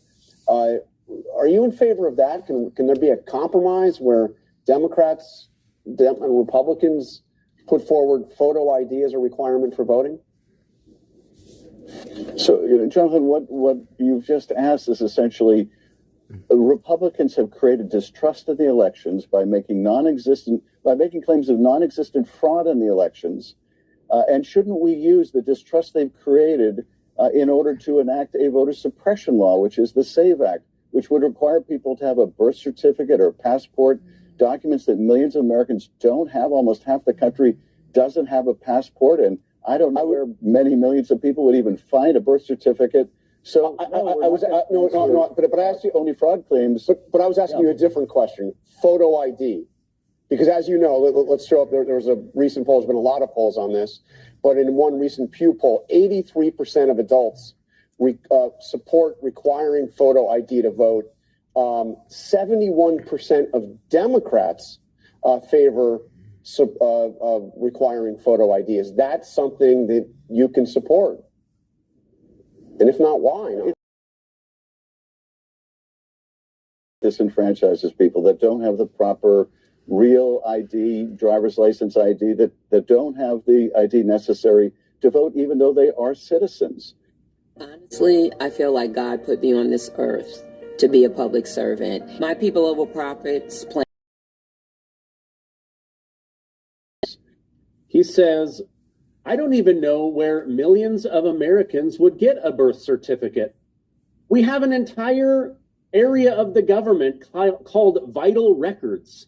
For this exact reason, these Democrats, they will lie their butts off in order to make their people afraid that the big bad boogeyman Donald Trump is going to ruin America, when in fact it is the Democrats that have flooded our nation and allowed illegals to vote. And worse than that, they've allowed them to steal our money and live off of the American worker. But Congressman Tim Burchett, he's saying we must pass the SAVE Act, and he calls on members of the Senate to do it now. He says, if you don't, Democrats will win and America will lose. Let me show you what Congressman Burchett had to say. Going through, but what would be your message to the caucus and just the American people who want to see this get through to the finish line? I would say get off your butts and promote it and let people know that you're for it and why. Because as President Trump told me last week, it really will save America. We lose the midterms and we'll lose the country. And on President Trump, tell me your favorite story, interaction, or thing about him. Shoot. I was in the White House one time, and he walked by and he saw Byron Donald and said, "Hey, Byron, you're doing really good in Florida. Polling showing good. You're raising lots of money." He's like, "Thanks, Mr. President." And he says, "Hey, Tim, I love watching you on CNN." And then I went back to the Oval Office after the meeting.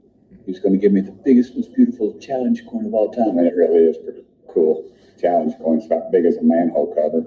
And then the president said, "Hey, Tim, I love watching you on CNN." And I said, "Why, Mr. President?" And he said, "Because every time you're on, they fire somebody." And I thought, that's pretty cool. I was surprised. All right. So funny story there. But the most important part is what he said there. If we don't pass the SAVE Act, then we're going to lose our country. Over in California, I showed you last night that they are allowing anyone, even international people, to register. It creates a ghost ballot that they can send out, vote themselves, and bring back in. And then they make it illegal in New York and California to even show any kind of voter ID. And you guys already know this, that the only areas of the country that Kamala Harris magically won were the states that don't require voter ID. So this is absolutely a big deal. Now, Attorney General Pam Bondi took attack after attack as she defended herself and the president during a congressional hearing. Over and over again, they spewed lies about her and about President Trump. But she was able to defend herself very well. Let me show you just a snippet of that from earlier today. First, he brought up the president saying they indicted me twice.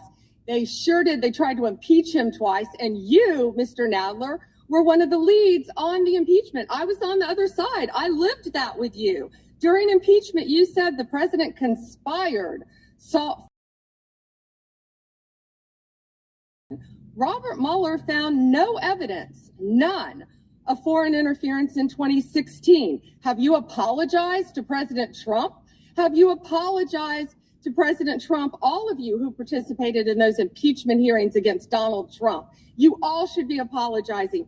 You sit here and you attack the president, and I am not going to have it. I'm not going to put up with it. You know, all they want to do, the American people need to know this. They are talking about Epstein today. This has been around since the Obama administration. This administration released over 3 million pages of documents, over 3 million, and Donald Trump signed that law to release all of those documents. He is the most transparent president in the nation's history. And none of them asked Merrick Garland over the last 4 years one word about Jeffrey Epstein. How ironic is that? You know why? Because Donald Trump, the Dow right now is over $50,000. I don't know why you're laughing. You're a great stock trader, as I hear, Raskin. The Dow is over 50,000 right now. The S&P at almost 7,000. And the NASDAQ smashing records. Americans' 401ks and retirement savings are booming. That's what we should be talking about. We should be talking about making Americans safe. We should be talking about, what does a Dow have to do with anything? That's what they just asked. Are you kidding? Mr. Jordan, Mr. Jordan. Committee will be in order. Mr. Jordan, am I going to get an extra 45 seconds added to my time? The committee will be in order. The time belongs to the gentleman from Texas. Ms. Bondi, the Attorney General can respond. Thank you. The government is banning these $29 adaptive glasses next month. And this is your last shot to get the original military-grade version. Texas, Ms. Bondi, the Attorney General can respond. Thank you. The Dow has shattered 50,000 for the first time. This is crazy. They said it couldn't be done in 4 years, yet President Trump has done it in 1 year. National median rents have fallen to a 4-year low thanks to Donald Trump. That's why they want to focus on Epstein and our most transparent president in the nation's history. The murder rate, as I said, has plummeted to a 125-year low thanks to Donald Trump. An unprecedented 9 straight months, there were 0 illegal border crossings at the southern border. All right, so she goes on, but she makes a really great point. And I want Epstein, I want all of this stuff brought out into the light. I want it exposed. This Wexner guy, bankers, people over in the United Kingdom, if you're here in America, and then you can go on to defend yourself. But she makes a really great point. They keep bringing up Epstein every single time that President Trump does something right. Rents are down to their lowest in 4 years. Gas is down to its lowest in 5 years. Interest rates down to their lowest in 3 years. The cost of food, we would like that to come down more. But there's so many areas, mortgages can come down because of lower interest rates. So she's trying to say, listen, we're getting the Epstein stuff out. The president, he signed this releasing 3 million documents. One of the documents that came out is that he was the whistleblower on Ghislaine Maxwell as well as on Jeffrey Epstein. Then you have Congressman Ted Lieu. He accused AG Pam Bondi of doing too little. Others scolded her for doing too much.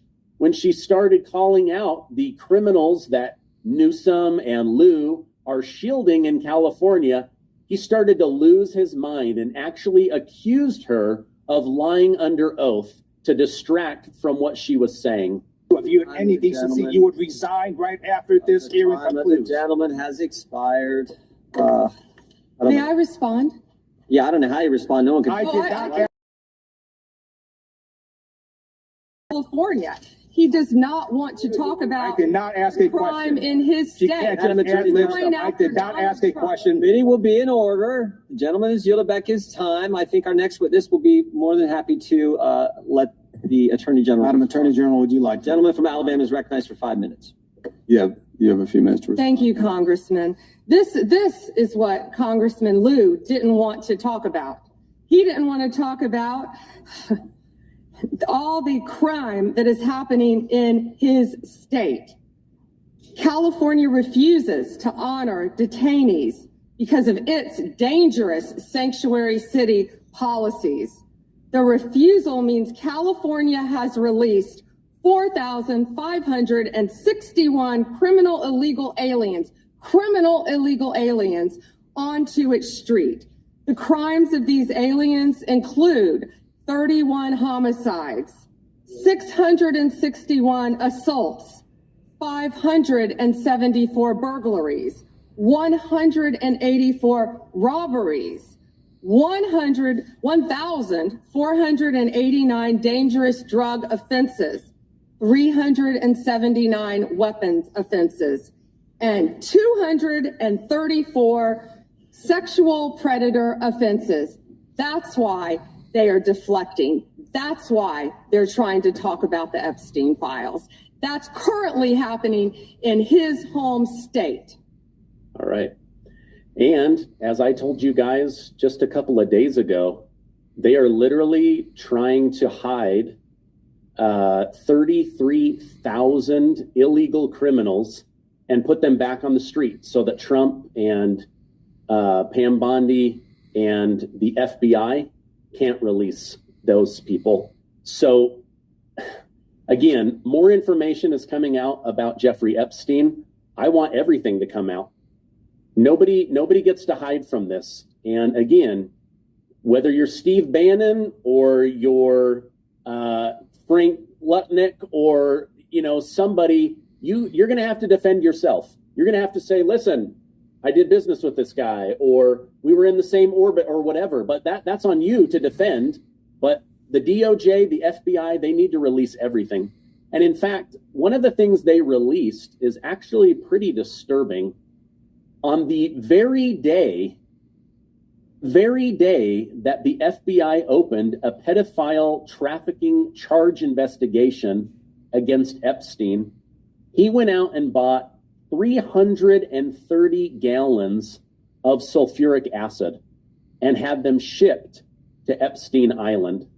Now, I want to ask you, why on earth would Jeffrey Epstein need 330 gallons of an acid that can literally destroy anything?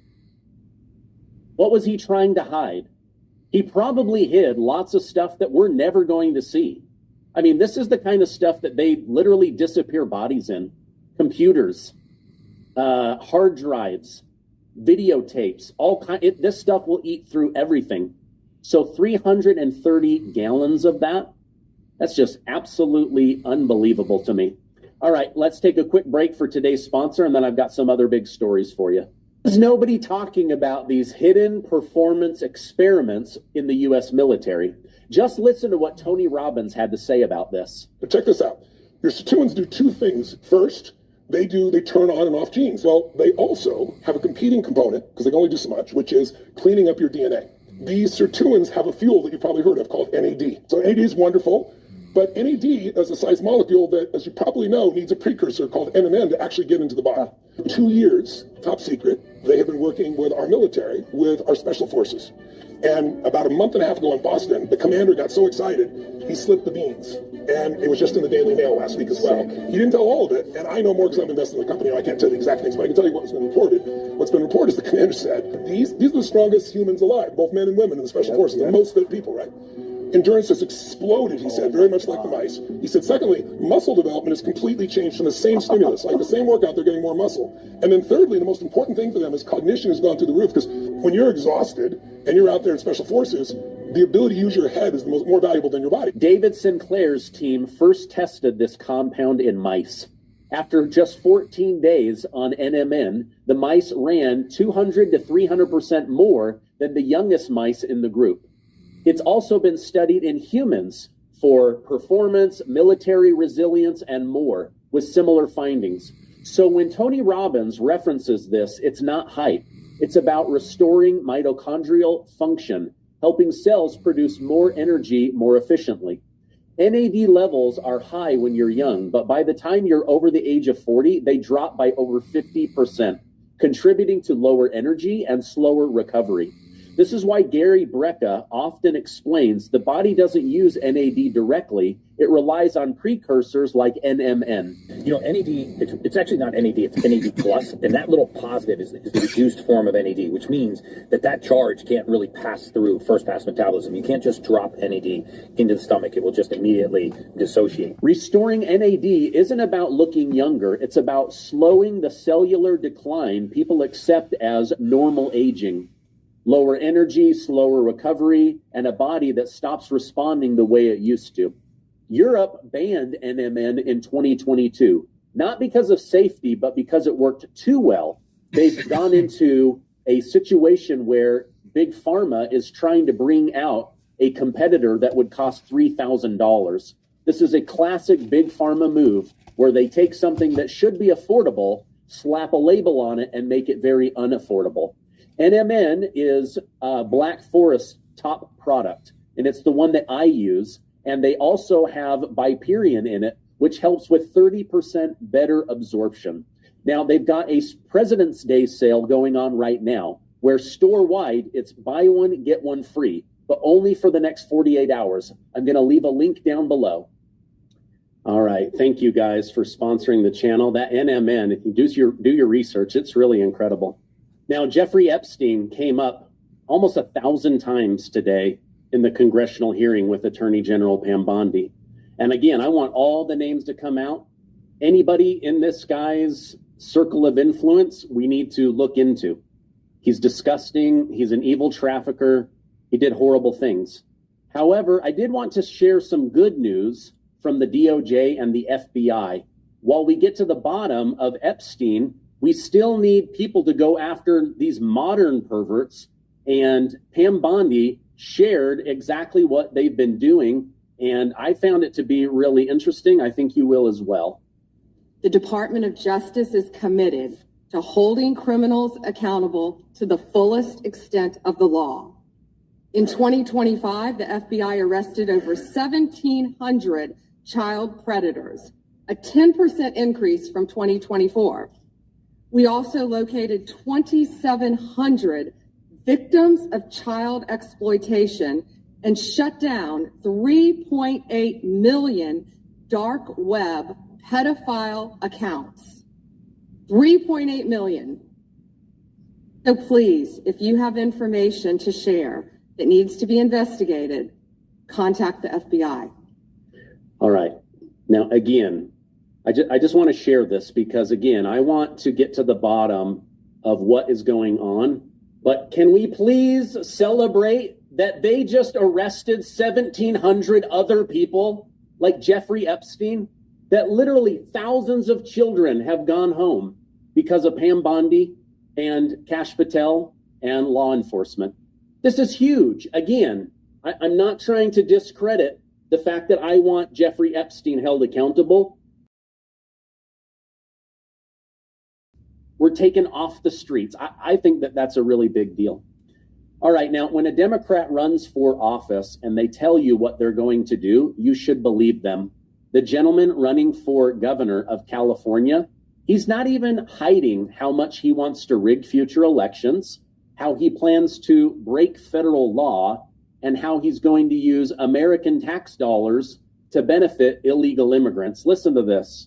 And when I am governor, I will restore universal health care for all, including undocumented immigrants in the state of California, because we know that health care is a right. We will abolish ICE. We will create a pathway to citizenship. And right now I have legislation that puts a tax on any single company in California that does business with ICE and ICE detention centers. All right, so we're going to go after ICE. We're going to give super expensive health care for free to illegals on taxpayer money. I mean, this guy goes on and on about how he's going to break the law. It's just very, very disturbing to me.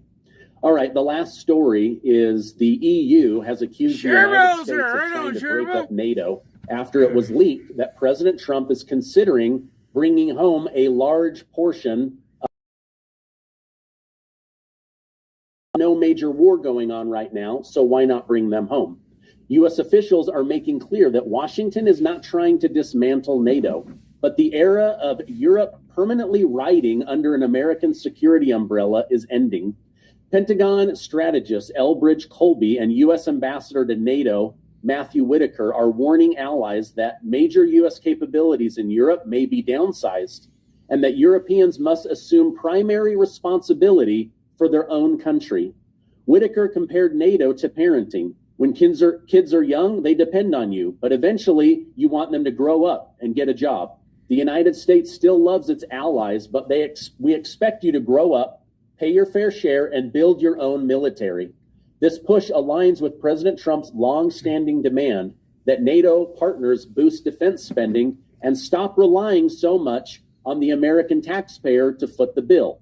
Also, I know there's a war going on between Ukraine and Russia, but it really has very little to do with us, and nobody really believes that Vladimir Putin wants to invade Germany. It's not going to happen. So President Trump will be making a final decision on whether to bring soldiers home from Germany and Finland and all over different parts of Europe. Let me know in the comments, do you agree or disagree with that? I don't believe that NATO should be dismantled, but I also can't fully understand why we have nearly 400,000 plus soldiers in Europe when there's not a war raging. All right, if you found value in this video, please give next video. And that's it. We used them already. We already used them all. Searching for my turtle's head is one of... All right. Alrighty. So we got Cherabelle here. Cherabelle just came in there. How you doing today? How are you doing? We're gonna chat for a little bit there as I am putting things away, taking things apart, because we already watched it all. How's everybody doing? What are their plans for this weekend? Are you guys gonna go out and celebrate your Valentine with your person you're in love with, or something special, whatever? What are you gonna do? Yeah. But to me, it sounds like it sounds like the SAVAC has been passed there, Jericho. That's what it sounds like to me. It does sound like the SAVAC has been passed. So hopefully that is true. But supposedly it's what it sounds like to me. The SAVAC has been passed. So I don't know. What do you think, Jericho? What do you think?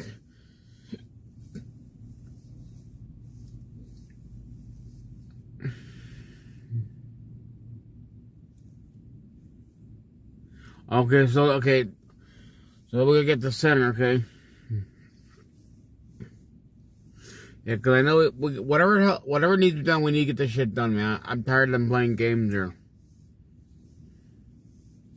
I am getting really tired of the nonsense, the games that keep playing here. It's just, it's getting old. It's getting older.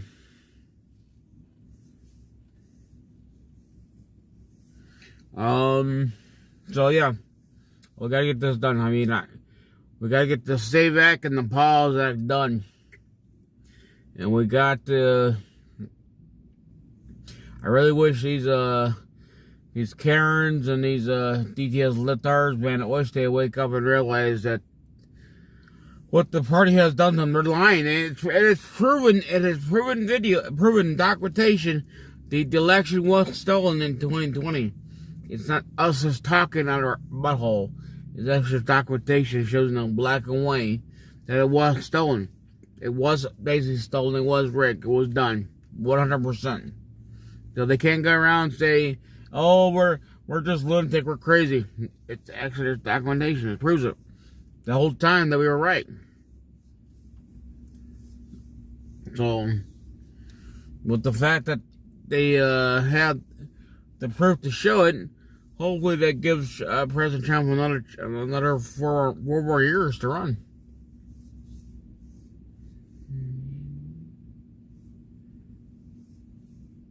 Yeah, no, the other side didn't believe it, but hopefully now hopefully now they do believe it, because there's documentation that actually proves it, that it is true.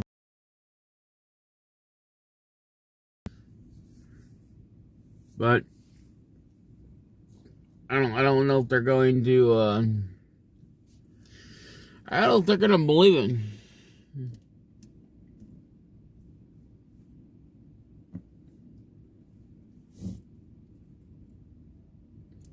I don't know. I don't know if they're going to believe it or not. I hope so. I hope they realize that the whole time we weren't just lying to you guys. We were telling you guys the truth the whole time. Yeah, well, you know, I hope they do. Sure, well, I hope they do. I mean, there's a chance they're probably not going to, but I hope they do wake up one day and really smell the coffee and realize that we weren't lying. We weren't lying. We were telling people for many times.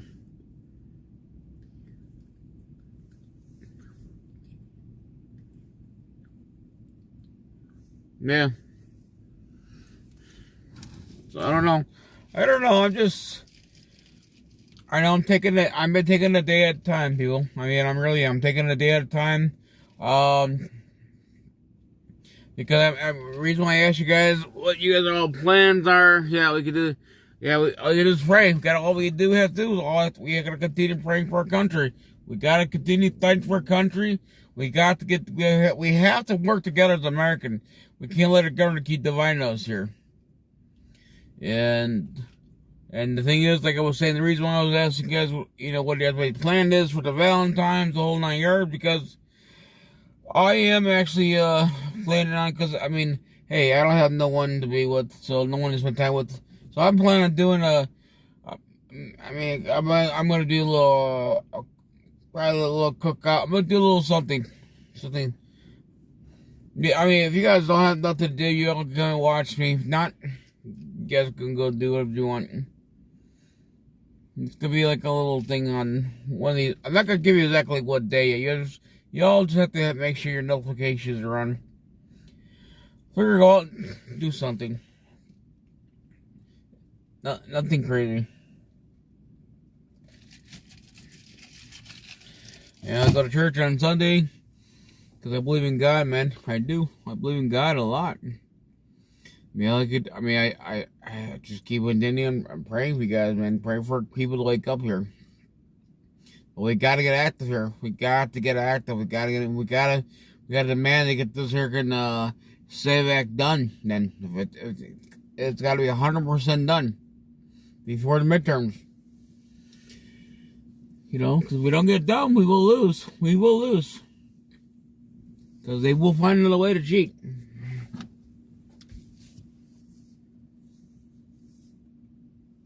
Yeah, it's just gonna be just you and your cat. Yeah, it ain't gonna be. That's what I'm saying. So I know I'm thinking about doing something. I'm thinking about doing something. I don't know. I know I am. Because I have no one special to go spend time with Valentine's. So I'll be spending time with you guys, doing a live stream, and a little cooking. And I know the Littards and Karens probably be there too, so is that right? They can come in. I love the Bible, I love God, but I wouldn't do that with you guys, but you guys, I don't think you guys are being in the Bible like I am. So I try not to push too much of the religion on y'all. Because, you know, you have to understand that, you know, we're out here because of God.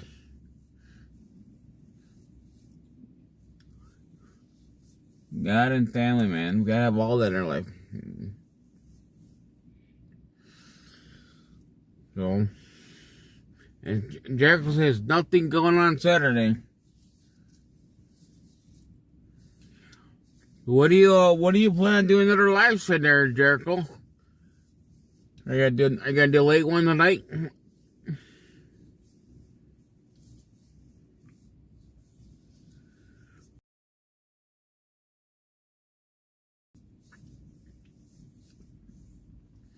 When do you plan on doing another one there, Jericho? When do you plan on doing another live stream?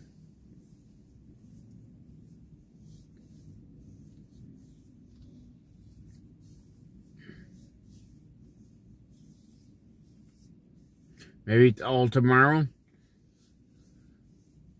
It's gonna be like, hopefully you're not gonna be like, too late. You know, because sometimes, you know, hopefully you're not like freaking like 11 or 12 o'clock at nighttime. It's like, what? I'd be like 1 o'clock, 1 o'clock your time. And I could, as sometimes I get the notifications and I don't. Cause I like watching a lot of things there. How is the weather, everybody? How is the weather by everybody today? Because right now, Illinois, hasn't no snow. Then actually we hit 50 degrees yesterday. We got up to 50 degrees. And then, of course, nighttime it went down. So our weather is really confused. And Meg's on tomorrow. Yep. And tomorrow's Thursday. Meg's on.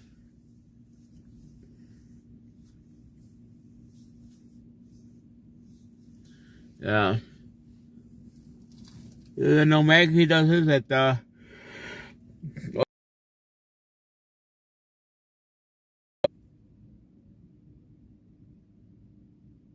oh, yeah? Yeah. Out here, it's Illinois. Like I said, there's really no snow out here. Everything's melted, completely melted. So I don't know. This weather is very confusing. Like I said, I was very surprised with yesterday. It really did get to like up in the highest 50s. I don't remember exactly what it got down to in the lows, but it was really cold yesterday. Got a little cold. Because I had frost on my car, so that's even after because in 50 degrees, I washed my car, and then later on I had frost on it. So,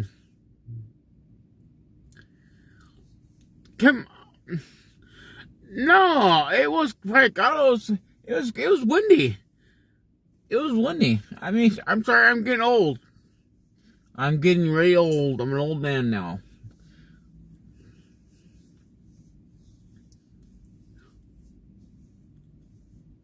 Oh, Jericho's getting 6 inches of snow still. Well, then you know what, Jericho? You keep the snow. You keep all your snow there.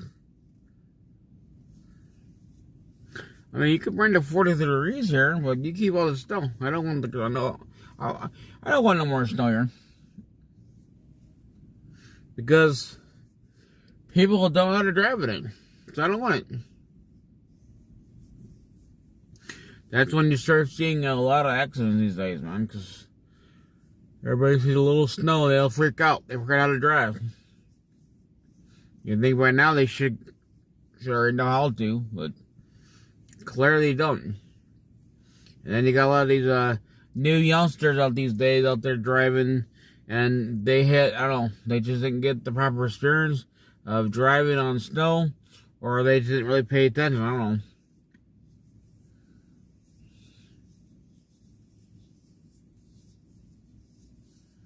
Like, these new generations, man, these kids these days, they're more into their phone these days. All they care about a phone. Their technology, nothing else. No, I don't know. But yeah, so like I said, I might be doing something this Saturday. We'll see if it might be Saturday. I know, or it could be, it could be Saturday. We might do a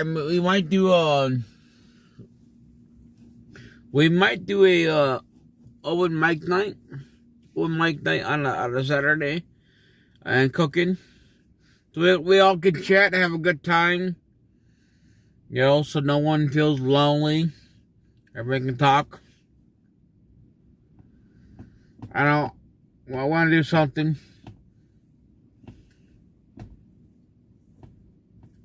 So I think Saturday. I got like at the weather. I think it's supposedly. It might be cloudy here. I don't know. I hope it's not gonna rain. I hope it doesn't snow. I hope it just really. I'll be happy with 50 degrees. That what we had here, 50 degrees. Man, that was nice. I don't like it when it gets really windy at nighttime. I don't know. I just hate it now. So. Alright, well, what we're going to do is we're going to go ahead and I'm going to let you guys all go. You guys go ahead and enjoy your night. Make sure you all stay nice and warm. And I'd like to say thank you to Jericho and Cheribel for coming in tonight. You too, Lithars. I know you, Karen's back there hiding, don't want to talk. I'm glad that you came here. Thank you for making me really famous that too. Thank you. So you guys just go home, go back to you're already home. Go to your bed, relax, enjoy. Just make sure we all pray. Yeah, we do need to pray, man. I mean, we really should be praying to the Lord and be thankful. You're looking for later? Okay, yeah. That's what's gonna be. So I don't know. We might do a open mic on Friday, or it could be. We could maybe skip Friday and just do the open mic on a Saturday. I don't know. We'll see. It all depends on what our people. I mean, I really want to do something. I want to, I really appreciate y'all here. You guys been there, been really true patriots there, and we gotta keep continue going on. I mean, we all have to work together. We can't give up, people. We gotta fight. We got a country to fight for, and we gotta demand that we get this say that pass. This shit needs to stop. This here game playing. And we still got to get President Trump, all his people, cabinet people, everybody else done. Get everybody in there. Everything he wants to do. We got to get things done there. It's like we're doing playing games. We're here focused on being distracted about this fucking Epstein case thing going on. Now we got the Epstein case. We got the damn thing happening, the NFL thing. We're just being really distracted about everything going on these days.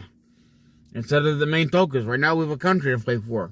Yes, the Epstein case is very serious. Yes, it is. Not say it's not. It is.